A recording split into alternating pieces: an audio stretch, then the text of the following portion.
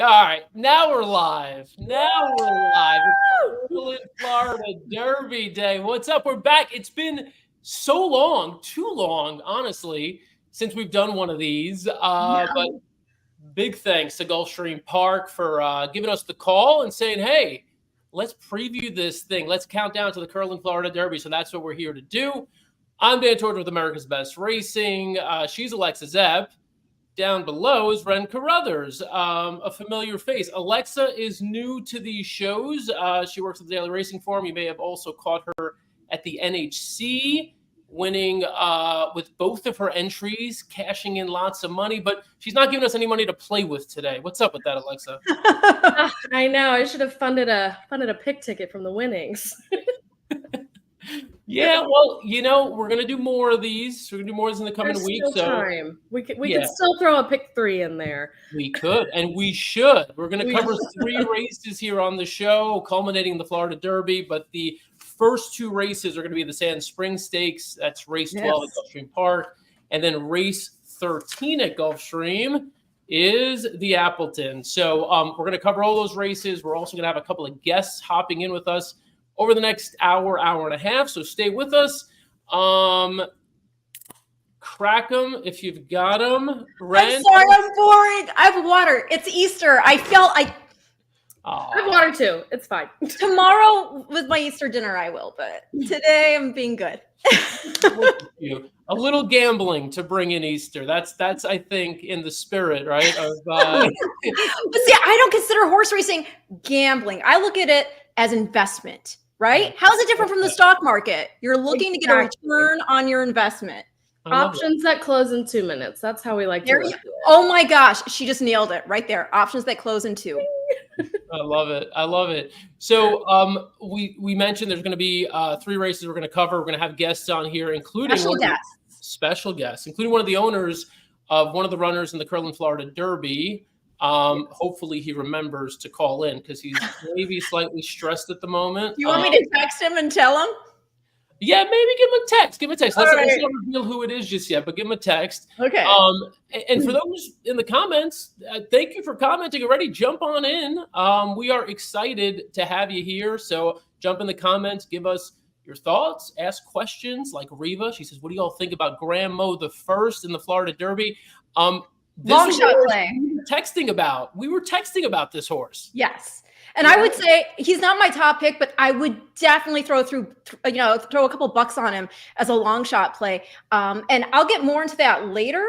But yes, I think he's live. Because one of our special guests has to do with him. So yes, definitely stay tuned for that. Yeah. And that's why Alexa's holding back on her true feelings about the horse. Just in case that special guest is watching. She's like, let me hedge here. You might warm up to him later when I throw some pedigree. Okay, I can be swayed. Just a little bit sprinkle. Maybe.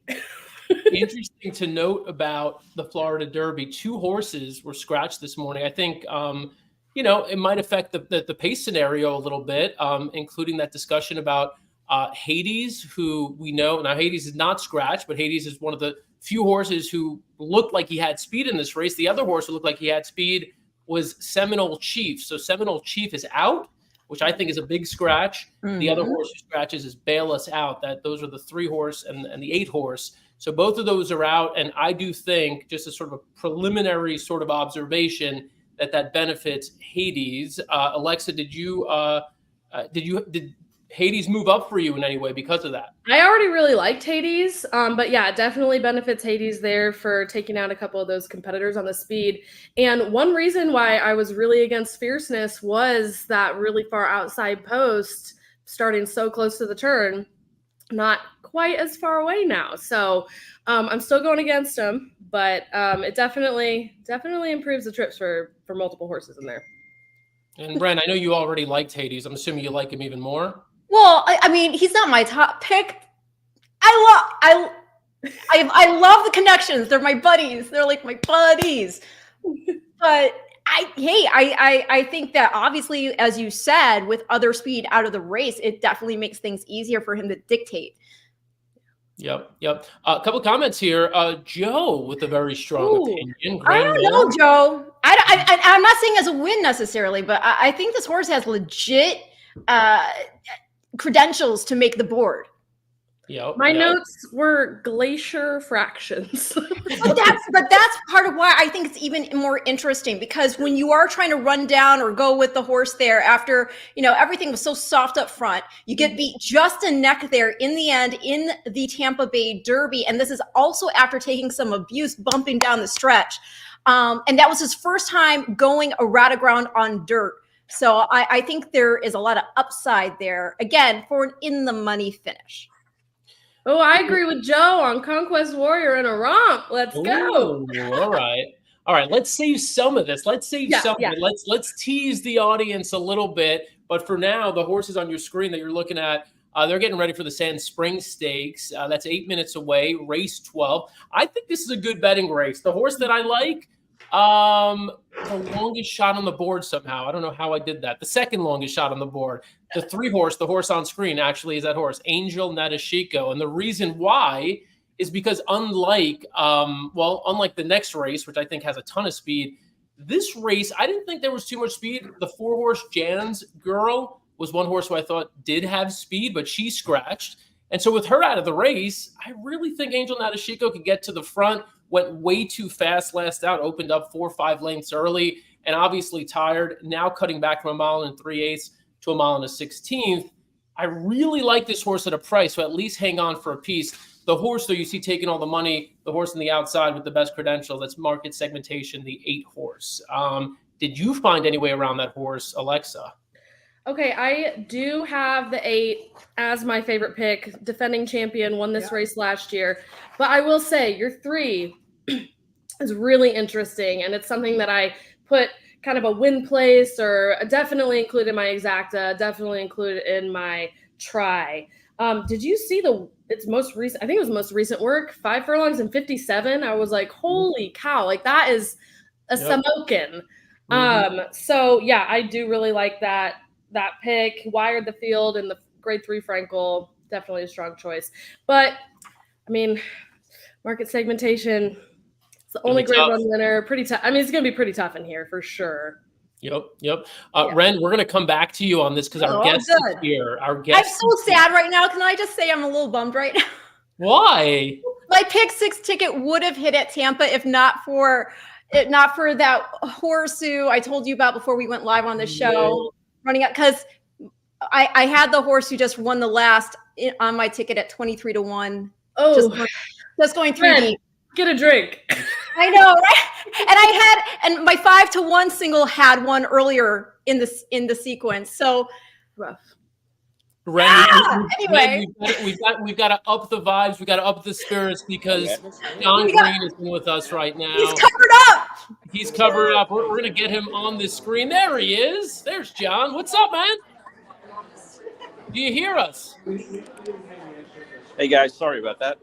Do you hear us? John. Can you hear me okay? John, do you hear us all right? Yeah, unfortunately, there's no quiet place to be here at Gulfstream Park, so I apologize. Are you going to take us in one of the stalls? I was going to actually take you into the bathroom because that was the only quiet place, but I'll spare you from that. My concern is that it wouldn't stay quiet, if you know what I mean, in there. So. Yeah, wait. Maybe if I close the door, maybe that'll help. There we go. Does that help? Yes. Great. You sound great. Yeah. You look great. I mean, you guys wanted behind the scenes. This is about as behind the scenes as you can get. So, for those who don't know, John Green, DJ Stables, one of the owners of your runners here in the Florida Derby, who we talked about a moment ago, Hades, the 2-horse. John, when we saw the scratch earlier of Seminole Chief, or at least I thought immediately, I figured you were probably not unhappy with that scratch. Tell me about how you're looking at this race setting up, how you're feeling today, and whether that scratch made you feel any better.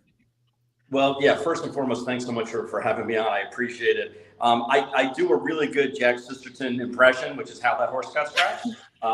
So we'll go with that. Unfortunately, I don't do a good Todd Pletcher. I could try to do a Todd Pletcher, but he doesn't say very much, so it's a little hard to try to get his rap down. But no, Dan, I would say that obviously, anytime you get a scratch out of a race, it's beneficial. It's less horses you have to worry about. It's less variables that could possibly happen. I was happy to see that Seminole Chief is out, primarily because he's one of the primary speed horses in the race. Not that I anticipate Paco gunning Hades to the front of the field by any stretch, but anytime there's less pressure up front, when we expect to be somewhere close to the front end, it's going to be, I think, a beneficial opportunity for us. How big is that horse? Because one of the things that kind of struck me watching the replay back of the Holy Bull was, it was nice to see that he had enough in the tank to kick back on once he really needed to, getting that pressure there from Fierceness. And he looks like he's a bigger horse than Fierceness. He is. I mean, I know, Ren, that everything is bigger to you, taller than you, so it's a little. Yeah, everything's bigger than me. Yes, except you. I'm joking. But yeah, Hades is actually a really good size. Actually, ironically enough, we never told this before, so you guys will get the scoop. And I know Ren loves getting scoops. Is that I do. We named him Hades because when he first came out of the barn at the 2-year-old training sales, I was standing next to Joe Rustino, and Joe turned to me and he goes, "That horse looks like a Greek freaking god." And he didn't say freaking, but he said a Greek god. So I immediately went on the Jockey Club and reserved a couple of names. We reserved Hades and Jupiter because they were gods. And that's how this horse actually got his name. But personality-wise, he's about as calm and level-headed as they can be. I thought there was like Grim Reaper connotations there with the underworld. We do have a horse. We do have a Tis the Law colt, actually a 2-year-old that we named Grim Reaper, but for very good reason, because he looks like one of the 4 horses of the apocalypse. So he's a scary steel gray kind of horse. But again, like most of our conversations, I've noticed we're digressing. Let's get back to the Florida Derby, shall we? Oh yeah, go for it. No, I think that there's some races where we come in grade 1 races where you say, okay, if this happens, if that happens, maybe we could. Honestly, again, I don't know if we have the best horse in the race because we'll know in a couple hours. But I can tell you that I wouldn't trade positions with anybody at 5:15 on Saturday afternoon. Yeah. Well, how did it feel? Oh, sorry. I was going to just say about Dornoch going out and then winning the Tampa Bay Derby out of there. Well, we don't really consider Tampa races really meaningful at all. I was feeling bad for the short joke, and now I don't feel so bad. Aren't you glad you asked me to come in and go on your show? Ouch! Ouch! No, the fact that you can look at the Holy Bull and say it was a key race because there were a lot of good horses that came out of that race and have gone on to graduate in other places. Absolutely, it gives me a lot of confidence that it wasn't just a situation where we won and the rest of the field hasn't done anything since then. So I think it's good that it was a key race. I think that there are some nice horses that have come out of there. Again, at the end of the day, this is the most important race of this horse's career, of Hades' career. He won the auction race. He won the Florida bred A other than. People weren't convinced because he had always been running against restricted horses. We ran in the Holy Bull. Again, people were like, that Fierceness. Yeah, every other race he throws in a clunker. That was that every other one. And we're we're going to be the third choice in this race again. I can't stress enough that we may not be the favorite, but I really am excited about the horse because of who he's beaten and the way he's done it. He doesn't have to be in front. He doesn't have to be behind. He doesn't have to have things set up for him. He can do it the way he can do it. Whether he's good enough or not, that's a whole different story. We'll see. Like I said, we'll see in a little bit. But I like the fact that he's multi-dimensional. We've had horses that have come from way out of it, like Webslinger and Helium, who won the Tampa Bay Derby, and they needed everything to be perfect for them to win. This horse doesn't need everything to be set up for him. And that's a nice versatility that a lot of horses don't have. John, you talked about kind of looking at this race practically, considering all the factors. I think you're giving us a good assessment of where this horse, well, there he goes. He's just like, what? He was in the bathroom. He had to go. Well, that gives us a brief opportunity, actually, to give our picks here. This we've only got about a minute or so. Ren, who you got here coming up in the Chalk Eater, 3 to 5. I think she repeats. She is the class of the field. If as a little bit of money, maybe toward the 7, because I think the 7's coming out of a fast race, and maybe we do see something from her. I think she's been a mile and 8. That's too far. The mile might it was the race that she's coming out of. I think right here, this distance might be a sweet spot for her to at least hit the board. All right.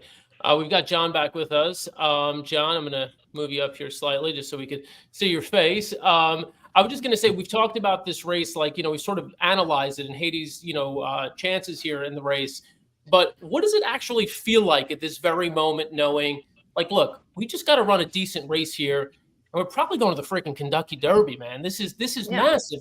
What's going through you right now? Yeah, this morning when we were in New Jersey getting ready to fly down here, I was really nervous. I was washing out. I changed my shirt twice before we got out of the house. And I'd like to think after 30 plus years, you don't get nervous or excited like that. Honestly, with like an hour to go to post time, I am really strangely calm. And again, I don't know if it's because I expect the horse to do so well, or if it's because we couldn't change a thing of how the horse is training or what he's been doing. If he doesn't win, he doesn't win. It happens.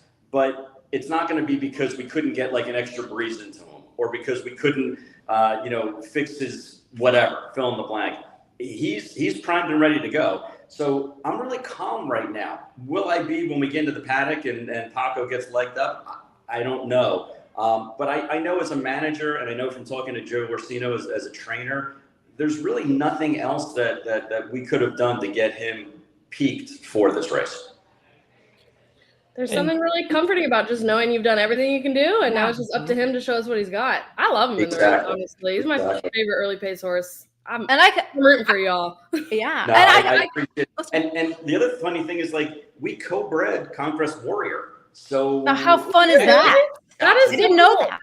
Yeah, so we have the mare Tea Time, and she's in full right now, and we're hoping for a nice American Pharaoh that she's got in utero. So we have a couple different breeding interests. So we're very fortunate. We're very blessed that we have not only a horse running, but 2 horses that are representing our operation in $1 million Grade 1. And look, if you can't get excited about that, then you need to find a different profession. Yeah, check your pulse, man. Well, I will say from a pedigree note, one of the things I do love about him is that he's out of a Quality Road mare. And as many people already know, Quality Road not only won the Florida Derby, but he set a track record doing it. And then he beat his own record later in the Dawn. So you got the credentials from that perspective as well. He does, and I really think that Hades can go all day. And again, guys, I think that a shout out needs to go to Joe Orsino and his operation. He's not a huge trainer as far as numbers. People throw around the term super trainer. I would use this term super trainer for Joe, because he is a really top-notch trainer and handler of horses. And I wouldn't imagine this horse, to be doing what he's doing in somebody else's barn, somebody else's hands. So I'm really appreciative of that. Well, it sounds like someone else has joined you in the bathroom, John. So it's probably a good time to let you go. It's NBC. NBC wants to do this next interview, so I got to jump off. I see that you guys have the 7th race or the 12th race going on anyway. So this is probably my time to say thank you so much for having me on. All right, John. So much. Good luck. Yep. Yes. Thanks, all guys. The best, I really John. appreciate it. I love what you do. Thank you. Thank you, John. Good luck out there. All right. So there's John Green, DJ Stable. So real chance, I think, with Hades. And this is not one of those, although John, and DJ have had a lot of success over the years. This is a big moment. This is a moment where you're like, look, like I said, we run well here. We hit the board. As long as you don't run a total clunker, you're going to the Derby. Yeah. So, and it's not so bad if you don't, run in the mud or run in the top spot in a race like this, just as you're saying, because there are so many points spread out, and he's already got obviously the points from the Holy Bull, but also he really only needs to get top 3 and he'll be gone. Yeah. And you don't want to put it all out there necessarily here in the end of March, when you really are going to want to peak there on the first Saturday in May. So. Definitely. Alexa, before they go, who's your final? Give us a top 2 or 3 here real quick. Okay, my top pick is the 8, and I would single that over the 139 in an exacta. That's my play. Okay, you still got a couple of seconds to punch that bet in. I saw in the comments specifically someone very close to me with his 7-8 exacta. Oh, I love that. Yes. All right, well, they're off here in the Sand Springs. We'll let you hear the rest of the call from Gulfstream Park. This is flight almost 3 in line. Candy Light is guarding that rail spot with Cairo Consort and Market Segmentation next. The favorite is away in good shape. She'll be about 2.5 wide in the run to the first turn. Back at the field, it's Fuente Overhuna, and Taipei is last. Around the first turn they go. Angel Natashiko has the lead. She's a length in front now over Fastest Flight second. Infinite Diamond is now third from a well-placed Market Segmentation, fourth in the 2-path now. Candy Light is fifth at the rail. Then Cairo Consort ahead of Beach Nut Trophy. Fuente Ovejuna second last, and Taipei is at the back. Separated by 7 lengths behind a 24-second opening quarter. Angel Natashiko taking constant pace pressure from Fastest Flight, who's up alongside in second. Market Segmentation continues at joint third with Infinite Diamond as they went 47 and 4 for a half-mile speed. Cairo Consort is watching the favorite about 5 lengths off the lead with Candy Light toward the rail. Then back to Beach Nut Trophy, who's racing together with Fuente Ovejuna, and Taipei is last. They leave the backstretch and move on to the far turn, 3/8 of a mile from home. Angel Natashiko has the lead, closer second, Fastest Flight. Here's Market Segmentation. Let Go by Jose Ortiz for a 3-wide run. Underway is Cairo Consort. She's under a full head of steam, 4 wide. Infinite Diamond looks for room toward the rail. Off the turn on the stretch drive, the leader is Angel Natashiko. Market Segmentation needs to do better than that. Cairo Consort is down the center, and she's charging hard to take the lead. Cairo Consort front and center at 7-2. Cairo Consort to win the Sand Springs. Good battle for second. It's just so you know, I'm not. Fuente Ovejuna. I think Angel Natashiko held fourth. We were talking to John. I know I mentioned the 7 as a price, but it's just because it was a price. This is how I actually had gone. But like, not that it matters. She wasn't a big price. It's not like, oh boy, I like the 7-2 shot. I think lots of us. But see, these are on my notes. I don't know if you can see this, but the next one. So this is on Market Segmentation. This one's on Cairo Consort. Ooh. Cairo Consort. So Market Segmentation, Cairo Consort, and there we go. Infinite Diamond. So anyway, the last race, or not the last race, but in the what was it? The Pegasus World Cup filly and mare turf. If you watch that replay back, she actually performed better than what it looks like. I mean, the beaten lengths weren't bad, even though she, was at 10th. But if you watch the replay back in the gate, and I highly recommend when people go back and watch replays, and I do this all the time on Formulator. I'm a big, huge Formulator lover. You got everything comprehensive right there for you. Replays, charts, everything. You go back and you watch that, and she was going back and forth on her 2 front feet just before the gates popped open. And so when they did, she came out on the tippy toes. And that's not obviously ideal when you're in a race of that caliber. So she just looked like she was, coming out of that last race, which was not bad either. That was a good effort there Ren, in Series 1. Just Ren, too long for her. What you just described about that sort of coming out on the tippy toes, that's really like me every Saturday morning when I'm going out to like prep for racing. Like I don't want to wake up my wife. That's exactly how I come out of the door so she doesn't hear anything. This was a heartbreaking sort of finish for me. I know. I'm sorry about that. Your horse ran tremendous at 25-1. And she took a ton of pressure. I didn't think Fastest Flight also ran a massive race, was right there with her. Yeah. I thought she would sit off of her, give her, a little bit of freaking breathing room, but she was with her the whole time. And still, they finished second and fourth, and those were essentially my top 2 picks. Market Segmentation, I think we know Market Segmentation is the best horse in this race, but maybe needed this race, right? Maybe needed one race. I don't know. I never liked seeing a mare in particular run like that off when they're coming from a barn that's really good off the layoff. I never like. It's one thing when it's a colt or a gelding. With mares, I get a little bit cautious about it because it is true. They used to say all the time, oh, they want to go be a mommy. the hormones can kind of like kick on. Now, in this case, she's been off a long time. So you may very well be correct in that she just really needed a race. And this was a good group to come in and try to defend your win from last year. But I don't know. It's been like 8.5 months, and like she's only 5, right? And like, Right. Well, I mean, especially turf mares, you see them like really take that next step at 5, which is scary for a horse like Market Segmentation, who's been great already. Like, if she can get any better, that would be scary. But you might be right as well. Like, I mean, we'll see. You know, I think that there are people who, namely the Chad Brown Barn, who are going to take a look at this horse and be like, hey, look, we're going to try her probably in another spot. We'll see how she does there. And if not, you know, we'll start looking at other things here. She didn't run a bad race. Like, she loomed up nicely. And Alexa, I know that was your pick. I don't know what your thought is on kind of how she ultimately ran and kind of what you would do next with a horse like that.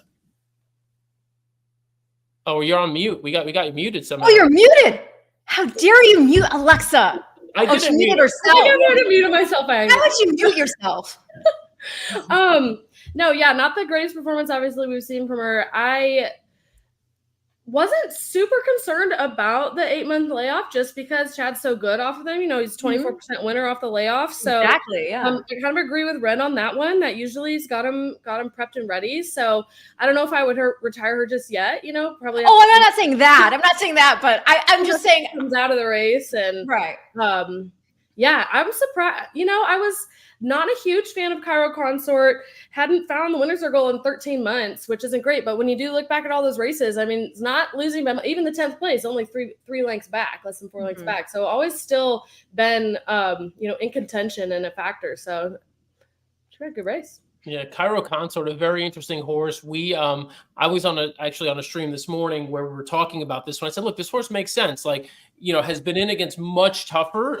This is probably the softest field Cairo Consort has caught in a little while.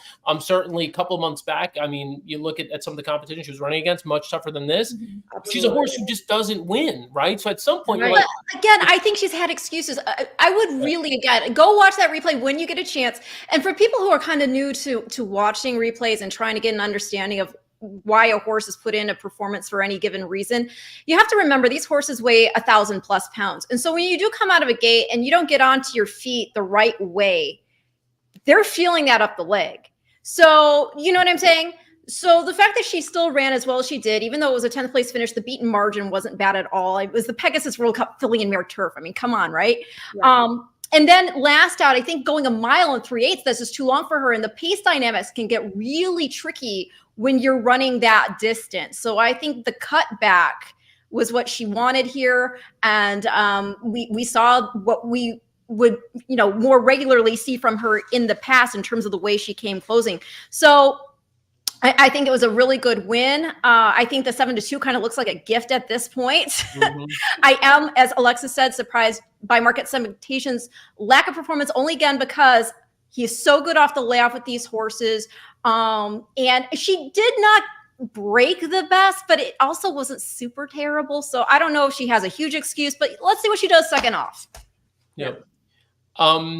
This is an easy segue. Todd Pletcher trains. Mike Rapoli owns. Same connections behind your 2-year-old champion and Breeders' Cup Juvenile winner, Fierceness, who figures to be the favorite in the Curlin Florida Derby. Ren, we promised you that before we showed the replay of Fierceness's most recent race in the Holy Bull, that we would let you set this up because we do not have the video of the start of the Holy Bull. We do have the end of the Holy Bull. Ren, tell us what we're going to miss, and then we'll show the rest of the Holy Bull. Okay, so here's the whole thing that I think is crucial to understand. I don't like picking chalk. I didn't like picking the chalk last time. I am going to pick the chalk in the Florida Derby with Fierceness. And here is why. This is the whole reason, and he's not going to show you on the replay itself. When he comes out of the gate, not only are you coming in off this long layoff going back to the Breeders' Cup Juvenile, but you come out of the gate and you get cream like this out, and then you're still trying to get out and move, but you can't because you're still sandwiched between horses like you're the filling of a PB&J. So the fact that then he rushed up and tried to press at that point, I didn't find him tiring later to be as off-putting. And so I think today, provided he gets a clean break, and now we're moving a few posts in because of those scratches, so it is still a concern that you've got that short run into the turn. I'm not as concerned about it now, and I do think he's going to win. Okay, well, let's see that tiring that Ren is not concerned about. Let's watch the stretch run of the Holy Bull. They make their way to the first finish line in the 2024 Holy Bull, and Hades has the lead. On the outside, Fierceness starts to shift gears, and there he goes. Fierceness for a neck advantage. Hades tries to counterpunch with the benefit of the inside 4-wide C streak. Inveigled hanging tough from between horses. Another 2 lengths back to Domestic Product, and dropping back to last is Dancing Groom. Just ahead of him, Otello. Fierceness not out of second gear yet. They went 3/4, and Fierceness goes to the first finish line, trying to put Hades away. Gaffleon getting a response from Domestic Product, and it's time to go to work for the 2-year-old champ. Fierceness is off the turn, but he's not home yet, as Hades is dead game and battling back. Off-cover Domestic Product is charging hard. 16th to go. Fierceness coming up empty now. Hades has the lead. Domestic Product is out of time. DJ Stables, Hades wins the Holy Bull. All right, Alexa, what do you make of all that? I had not seen all the crazy beginning that run, because I will admit I'm not a huge replay watcher. So Yeah. I know. I've been doing more now that I work for DRF and I've got my, face in formulator all the time. I've been watching more. It is a big advantage. But yeah, not as, because I had said like this horse is hot and cold, okay, champion, but like hot and cold. So I'm still going against him. I'm still team Conquest. I like him second. Oh, okay. But yeah, definitely has an excuse. Oh yeah, for sure. And Conquest Warrior is another horse who had a terrible start. Going back to that main special weight win, and I actually found that field it was more impressive that he beat that field, in my opinion, than the field he beat with that optional 75. Yeah, and he had to overcome a lot to do it. I don't know if we're showing it yet, but we have that replay. And they're off. That's not it. I jumped the gun a little bit. We do have it. Do you want to show it? You want to show it now? We can. Right. So here's that maiden special weight. This replay, to Ren's chagrin, we do have the beginning and the stretch run. No, I'm glad we do. I just wish we had the other one also. That's all. I want it all, Dan. I want it all. Here we go. And they're off. Sandwiched badly at the break was Conquest Warriors shuffled to last. D-Day Sky done no favors in that exchange. Through the opening half mile in 46 and 4. They race past the quarter-mile mark. Plenty of hopes. Through 3/4 and 12 flat, Conquest Warrior just checked hard again. Antiquarian on the outside of Wistucky, who tries to turn him away. Off cover, Military Road is next. Down the center in Conquest Warrior. Antiquarian, he has the lead. Battling hard, Wistucky. Conquest Warrior gathers his feet. Here he comes. This is a huge effort from Conquest Warrior. He's in time. Only checked about 3 times and checked severely, but he's much the best. I mean, that grit, like that, you can't argue with that. Is a graded stakes winning grit right there. And we saw. You can't train that into a horse. They either have that or they don't. And when you go back and you look, and again, this is why I say I find that field more impressive than the optional 75 field. What you had was Antiquarian. He next got beat 4 lengths by Catching Freedom in the Louisiana Derby. BU was a next out winner. It was a main special weight, but he put up a 96 fire figure, and he was already grade 1 place because he had run in the American Pharaoh, which was won by Muth. It's just a really impressive act to see a horse be able to overcome so many problems from the jump. And Shud McGahee, I'm such a huge fan, Hall of Famer. He's trained a couple of my favorite all-time horses. And he won the Florida Derby years ago with Orb, went on to win the Kentucky Derby. This is a horse who really is very exciting. Is he ready to take that step up today against this graded stakes competition? I think he's going to answer the call. Whether or not it's going to be a winning answer is the question. We do have a little bit of, the speed being less potent now, where it would have set up for him real nicely. But then again, maybe it doesn't matter. Maybe the 1 1/8, the 9 furlongs, which he's already proven he can win at. Yep. Patty, thanks for hopping in. Patty has. Patty! We know Patty, and we also know Patty is. I know Patty personally has had some challenges this week. Patty, I hope you're doing better. I hope you're feeling better. If you're actually watching, I'm hoping you're feeling better. So I'll just say that. I loved her photo, by the way. Like, that's Killer model. And Patty is connected with John, for those who don't know, with the show Rail Talk, which is a podcast that Ren, you've been on that show, have you not? I was the first guest. I've been on twice. I don't know if they've had any. Well, no, Tinky now has been on like forever. But before him, I was the prolific one on the show. Well, that show is a really good show. If you don't watch Rail Talk, give them a follow on social and then watch their shows. Really, really good, week after week. It's sort of like this, but like they dig into like actual issues and stuff in racing, and they do it in a way that's understandable for anybody. So really, really well done by that team. And obviously rooting interest with Hades in the Florida Derby coming up. So we'll keep an eye on that. Over at Gulfstream, they're just showing a replay here of the Sand Springs. And then we know that, what does that say, 20 minutes? Yeah, 20 minutes from now, they're going to be running the middle leg of our 3 races. Okay, whoa, there's your excuse. There's your excuse for I believe that was what happened. What did I miss? Market segmentation. She got pinched against the rail there and had a check. Really? I missed it. I think that was her. I would have to watch it back, everybody. I think that was her. Okay. Well, here's another shot of something. This is the head-on, I guess the stretch head-on. It's not going to show us much there. I think they were, well, maybe there's a little bit of bumping. A little bit. She's drifting out.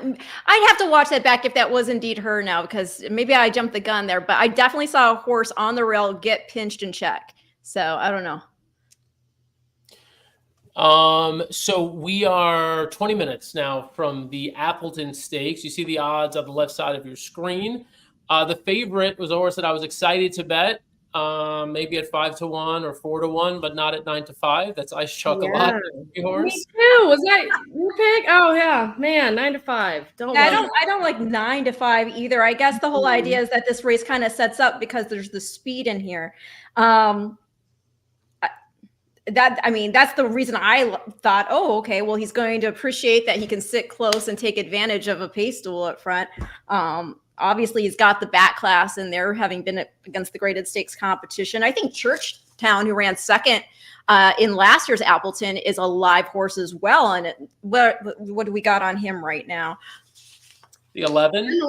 Yeah, that's a much better price, and I think he's just as live. So I mean, he's continued to run really fast races. I don't know. Do you think he's going to be as forwardly placed as he wants to be today, though? I think they're gonna rate him, and because by virtue of the fact that there is the other speed in here, and he's got that wide draw. So I think you kind of hope that you can just drop in and sit about a length or two off, and then make your run. But Ice Chocolate at, was he now 9-5? It's just tough to take. Yeah. Although he never a win's a win at the end of the day, right? But it's not going to change anything for you in terms of how you celebrate later. Yeah. What do we think of this Dream Team horse here? The 5. Another never surprised. I think that horse is legitimate. Mm-hmm. I think that he can rate. I don't think he needs to go to the front. I think that it's impressive that he ran as well as he did to get beat just a nose there by a stablemate last out after not having run since December of 2022. Yeah. He's not a one-turn horse, and yet, he ran gangbusters. That was a pretty zippy pace there. And I think he's legit. Rapoli, Pletcher, and Irad again. So yeah. And you said the key word there. I try not to get too caught up in jockey things, but Irad hopping over makes me a little more interested. Yeah. We have our next guest up. I think she can hear us. I can. Live a little bit. Gulfstream Wait, should Park. I grab headphones? Hold on. Can I use my headphones? Can I get my headphones from you? Thanks. Samantha Perry is grabbing some headphones. As she grabs those headphones, we'll take that off. So Samantha Perry is the racing analyst, handicapper, and host at Gulfstream Park. She is in the middle of this very chaotic day, giving us a few minutes of her time. And there she is. You hear us, Hey Sam? guys. Hey everybody. Hi. Sam, just give us the give us the scene right now. Kind of explain the excitement. You're there. You're at Gulfstream Park. We're about an hour Yep. away from the Florida Derby. Just paint a picture for us. Yeah, it's been great. It's a lot of people, which was kind of surprising. You know, Pegasus is our marquee event, and then this one it kind of falls second. But it seems like the crowd is like a Pegasus-style crowd. I'll try to kind of give a look. Now, the horses have not come into the paddock yet for the 13th. They will in about 5 minutes. But it's been good. Of course, Rapoli's here with a huge crew. He always is. Irad Ortiz got 5 wins on the cards right now. I mean, it's just it's a day. This is the day where Fletcher and Irad they kill it. It's like. Yeah, we were just talking about their dream team coming up in this race with Never Surprise. See if they can repeat last race. Yeah, no kidding. And you know, don't click on Quality G either, because that horse every single time has shown up. It's quite impressive. Yeah. I mean, I always say it. You gamblers know that the trainer's got 2 wins. Sometimes you get beat with the other one, so you better use them both. Do we make anything of Irad jumping off of Quality G to ride Never Surprise? Because that's a little concerning. I think it's just a Rapoli thing. Mm-hmm. Okay. I will say this: Never Surprise. She goes like in not a full cut, but just like an extension blinker on her right side, and she works by herself. And she's like not the best like moving, best traveling. That's like she does. Her mind kind of seems a little goofy. So I don't know. We'll see how she is in the paddock. Sam, we talked about the Florida Derby a little bit. We obviously, before you go, we know you got to go in a minute. Want to get your take on it. Fierceness obviously comes in with the credentials, the 2-year-old championship, and then you've got Conquest Warriors, sort of this up-and-coming horse, $1 million buy, who's really great so far, and you've got Hades, who's another horse who's obviously on the upswing. What do you make of the field? Is there anyone outside of those 3 who you think can be a factor? Not at least in the top 3 spots, I think. I feel like Conquest Warrior is a nice horse, and this is a horse like that's got so much raw talent. I think that the long stretch is going to help him here. Fierceness, you know, he's been working great, but he was before the Holy Bull, so isn't that so hard to trust a horse like this? Like, he looks like a horse that's either going to run out of his skin today or he won't show up at all. And that's a hard thing to go through for. But I will say the 2 Hades is a horse that's so honest. It's who I pick. I think it's just in my tickets, I just have the 2 and the 9. I tossed Fierceness. And they've done everything that they've asked him, he's done. And they're not going to go. I think Fierceness is going to be sent with intention if he breaks it. And Hades won't be up on it with him. That's not the plan today, which I think will help. You and Alexa on the same page, taking a stand against Fierceness. Ren doesn't love it, but she'll. I just think that everybody's like, I totally get it. Why do you want to go with a short price if you can punch? Well, I'm starting to think Conquest Warrior could be our favorite. Like from everyone. That's the thing. So I just think that maybe trying to beat him because looking for a better price, it might turn out futile in the end. Also because I do think this horse, for the races he hasn't shown up, I keep hearing, not showing up. And you look at the PPs, in the races he did not show up, there were legitimate excuses, like legit. The other race he had there in New York, when he got out of the gate, that was another situation where he just jumped up like a bucking bronco out, and he did not get the start at all.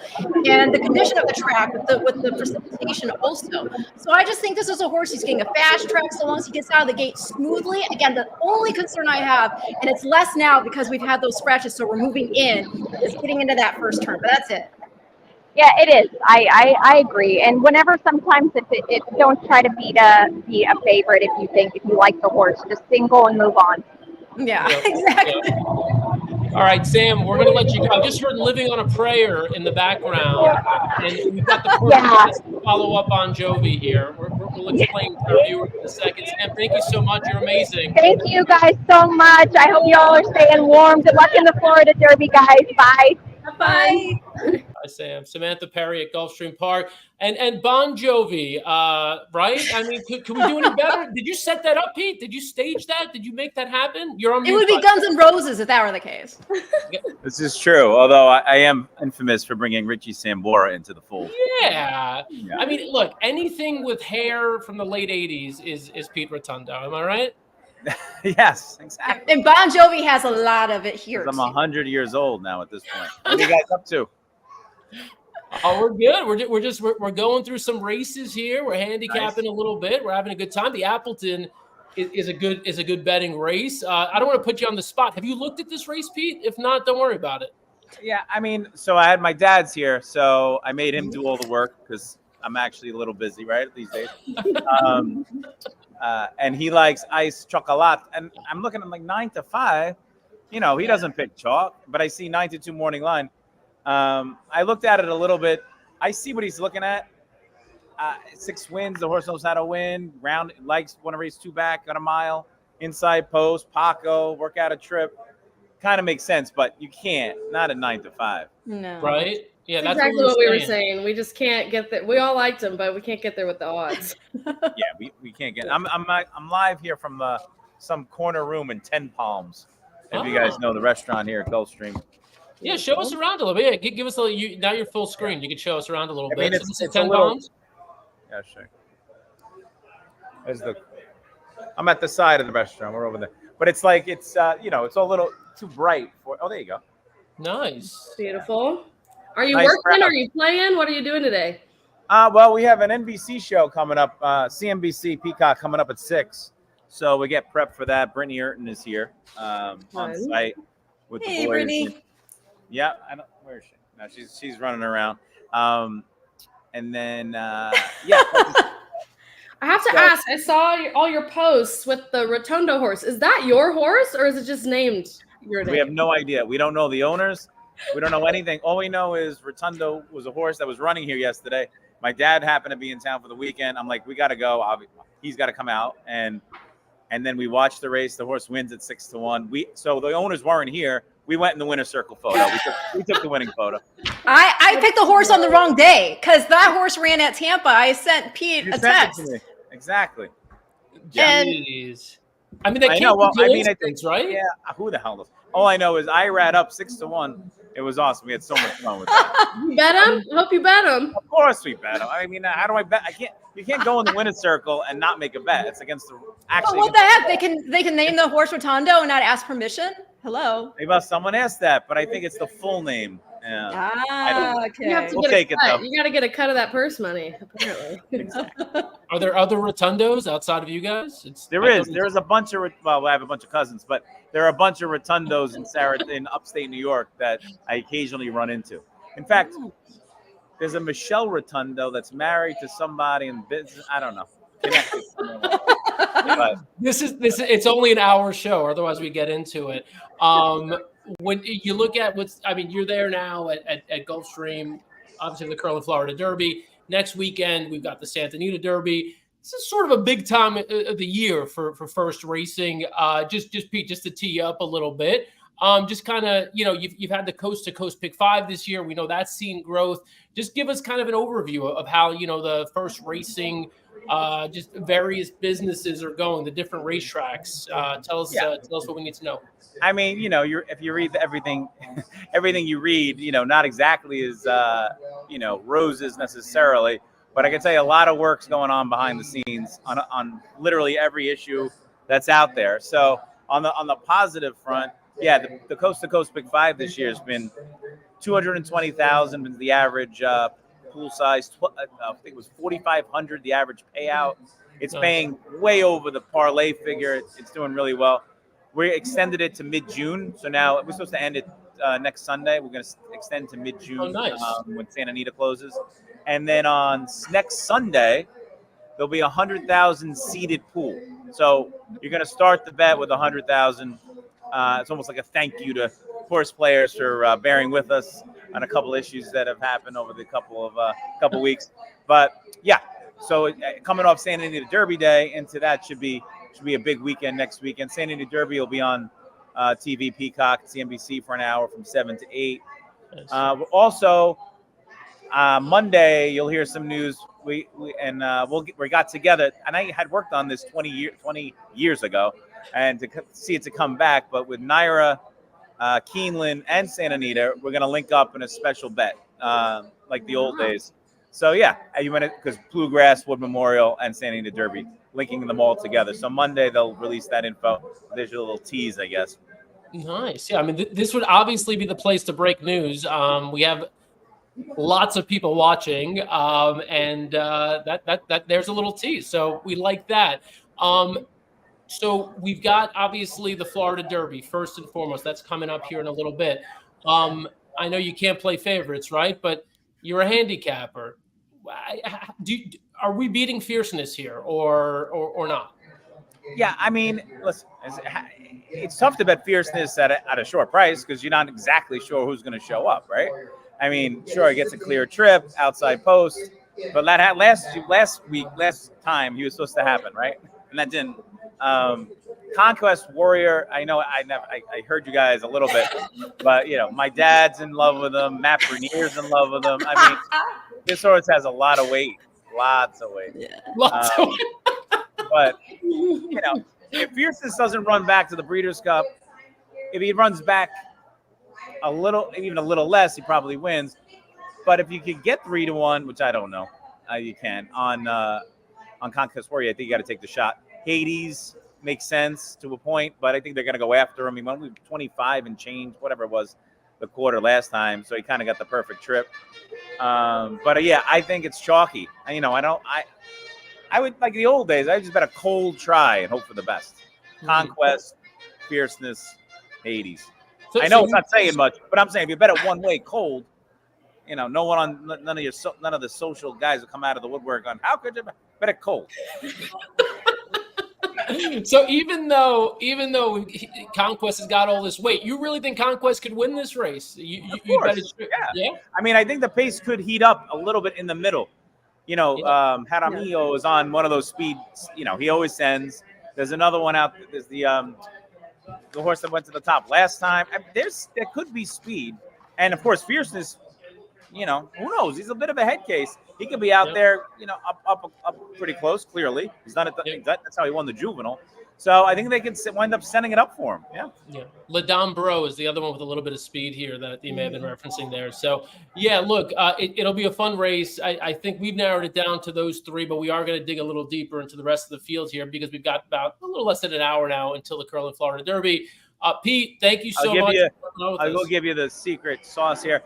Off time is 6:49. Oh, okay. Yeah. So that is good. Plan appropriately. You're gonna have a nice 7-minute drag waiting for you. But yeah, 6:49 off time for the Florida Derby. One last question though. Florida Derby. Or the Curlin Florida Derby. That is correct. So you always put out your Kentucky Derby Day picks. Are you going to be doing that this year as well?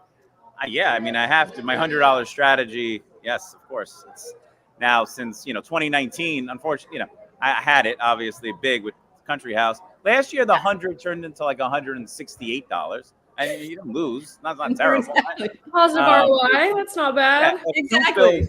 If Two Phils wins, it's 900. Whatever. We got close. But yeah, that's like. I think if I have like. Did you almost get an NHC seat yesterday? Me? No. Yeah, I thought I saw you on there. Rotondos were everywhere yesterday, but none of them are us. It's the owner of that horse. It was the owner of that horse who was playing. Wouldn't that be something? No, is there another? It's not. I know it wasn't my dad, so I'm not sure. I thought I saw a Rotondo on the board. I'm gonna have to go back and look now. Yeah. Does Rosie have access to the Sooner or later? Computer? Sooner, believe me. Starting them early. Yeah. So yeah, no, we'll be back. Of course, I'll do the Triple Crown $100 strategy. It's always fun. And now I have like if you bet it in 2019, I have a forever pass because Exactly. No, that was huge. 15,000 to 150,000 on that one. So it was good. Absolutely. It's not great to live off one score. I get it, but I am. I will continue to live off that. Ride That's that a wave good- forever. Good one. If That anything. laurel may rest. Yeah, That's yeah. right. They ain't going anywhere. All right, Pete. We love you. Get back to work. We'll see you All soon. right, be good. Thanks, Go get them. Pete. Good luck. Later, Pete. All right, that's Pete Rotondo with First Racing. Okay, look, I got to tell you one thing here. I'm looking at the comments, just monitoring the chat. Yes. My boy Justin here. I was on with him earlier with the Equine Edge guys. Okay. Loves the 9, smoking tea. Here's another one. This is my father. Your dad. He's on smoking tea. Are we I mean, is smoking tea the obvious play here? What are we missing here? Let me go to my. I think it's I think hoping that he closes. I'm. He's got to run differently, right? I mean, because he likes to be up close. I don't know. Wait, where am I looking here? Oh, I'm on the wrong thing. Okay, sorry. No, I mean, last out he was a couple lengths off the pace there in the Canadian turf. I mean, I don't know. You're making a second off the layoff. You had gone into that layoff off having won the River City, but Yeah. I don't know. It's hard to handicap, when a horse is running at so many different tracks and there's so many different variables and at different distances. I mean, I know you have that mile go in the mid-million, but then it's at Kentucky Downs with the undulating turf course. So, I mean, Yeah, I have like What the hell that was, but I maybe love on that. the bottom, maybe on the bottom of my exotics, but at 7-2. Yeah, Nah. I don't want to. I'm with you, Alexa. That's exactly it. I'm like, you know what? I'm a little scared of this horse, but at 77-2, let him beat me. Ice Chocolate just beat him too. I know. I'm Oh. with you. Justin also likes the 4. Big Everest. This is Yes, another horse. This who I was my think- other main pick. This will be my main pick since Okay. Ice Chocolate's going off at 2-1. But improving since the 4-month layoff. No, wrong horse. Pause. This is still my wrong notes, but this is still my main pick. You could have just rolled with it. We weren't gonna. You could just We're whatever. rolling with it. He faded 2 back at the end, but that was a mile and 16th, and so we're cutting Yep. back a little bit. So I think the distance is going to be better spot for him. I think it'll be kind of the speed of the race along with the 2, but have more staying power. Okay. He's Let a me. good player. Let me just, I like at 9-2, definitely. I like. you know the- what? Forget it. At this price, he's 9-2 now. I don't know. Yeah, never surprised. I thought it was going to go off shorter just by virtue Okay, but of he's off the layoff. But last year he did this exact same thing. Okay, he had 4.5-month layoff, won, then had a layoff, then first out, won again. So I mean, we know he can be ready off the layoff also. I mean, he posted a 90 buyer and an optional claimer off of 14, 15, 16 months off. So I mean, and IRAD jumps on, and I get, Samantha said, well, that's just loyalty to Rapoli, but Yeah. those are pretty positive signs there on the 5. Never surprised. It is positive signs. It's always tough to know like why those choices are made, like why a jockey hops from one to the other. Is it, this is a better horse, or is it just a connections relationship thing? So she says it's a Rapoli thing, but I don't know. I probably never surprised more than Quality G. Yeah, I would. I just keep going back to the fact that this is a horse who likes 2 turns, and he ran really well at 7.5. I keep looking at the odds board. At this point, I would totally let Ice Chocolate beat me, and I would probably lean toward Never Surprised and Churchtown on the outside. It's tough, and I feel like, so I think we're all in Ice Chocolate, and I feel like if we're reaching in the verticals, maybe we should consider a double. And what I would do is, I know that we all like short prices in the next race. I might go too deep in the double in this leg, and I want to point out this horse here, as if he's reading my mind. Skyro, the 8-horse Skyro at 30-1 is a major overlay. Like this is a horse who all of his recent races have been over the all-weather. So people are saying, whatever, let me just kind of brush through the all-weather races, go back to the turf races. He's run well in his 2 turf races at Gulfstream. He posted a 95, 98 buyer speed figure. I think those numbers more than fit this race. He's also a deep closer in a field where I think we've talked about it. Where are all these horses going to stack up? There's so much pace. Skyro's going to be flying late. I would be shocked, even though he's 30-1. I would be shocked if he doesn't finish in the top 3. Like, I think he's hitting the board. Really? That's Oh, yeah. okay. What about the one Country Final who has beat Skyro? Same thing with that one, right? He was You got only the- being 3-4 lengths in the Appleton last year. Yeah. Yeah, but the thing is, like, I feel like you have the same question marks with County Final, but I'm getting 9-1 on County Final. I'm getting 30-1 on Skyro. So I'm going with Do you have Skyro. any concerns about Skyro running off the Lasix today? Because his Lasix, Sans Lasix starts have not been great. I always have that concern when I see it, but I don't love that Skyro's been a disappointing favorite out of his last 3 outs too. I mean, that's right. not- No, I mean he didn't win. I'm sorry, I know we're like what about this, Dan? What about this? Can we take you off your 30-1, please? No, I love all so that of it these can questions. win. Like, these are very fair questions, and they're very valid. Like, I 100% support it. Like, No, yes, if you like a 30-1, you play that 30-1. I will not be Yes. able to take you I'm off not of saying it. he's gonna win, right? I'm saying maybe if like craziness happens and there's this total pace collapse, maybe he wins. I just think we're like reaching a little bit in the verticals, and like we all think Ice Chocolatte's gonna win. 2-1's 2-1. Like, we could take 2-1. If we get 5-2 here, that's not bad. But maybe I don't love Ice Chocolate so much at 2-1. Like I do. I think Ice Chocolate is barring trip trouble, wins this race by a couple of lengths. Well, then That's take 2-1, 5-2, sold. Heck, I'm betting right now. Ren, pick it up because I'm betting. I'm laughing because I think you two are I think it's all so cute. I just love it. No, I mean, like, again, I think Ice Chocolate's the horse to beat because it looks like he's the horse that's going to get the setup. He's the horse that's got, this back class. I mean, look at some of the horses he's been in with. He puts up 100 buyer figure running third, beating just a length and a half by Casa Creed in the grade 1 4-star Dave. I mean, this is a quality horse. For sure. He's got recency, so he's nice and tight. We're now cutting back from a mile in the 16th back to this mile distance, and he won at that right off the bench in that optional 62. So yes, he's the horse to beat. You got Paco board. He's aggressive. He's going to give him the best ride he can possibly give him.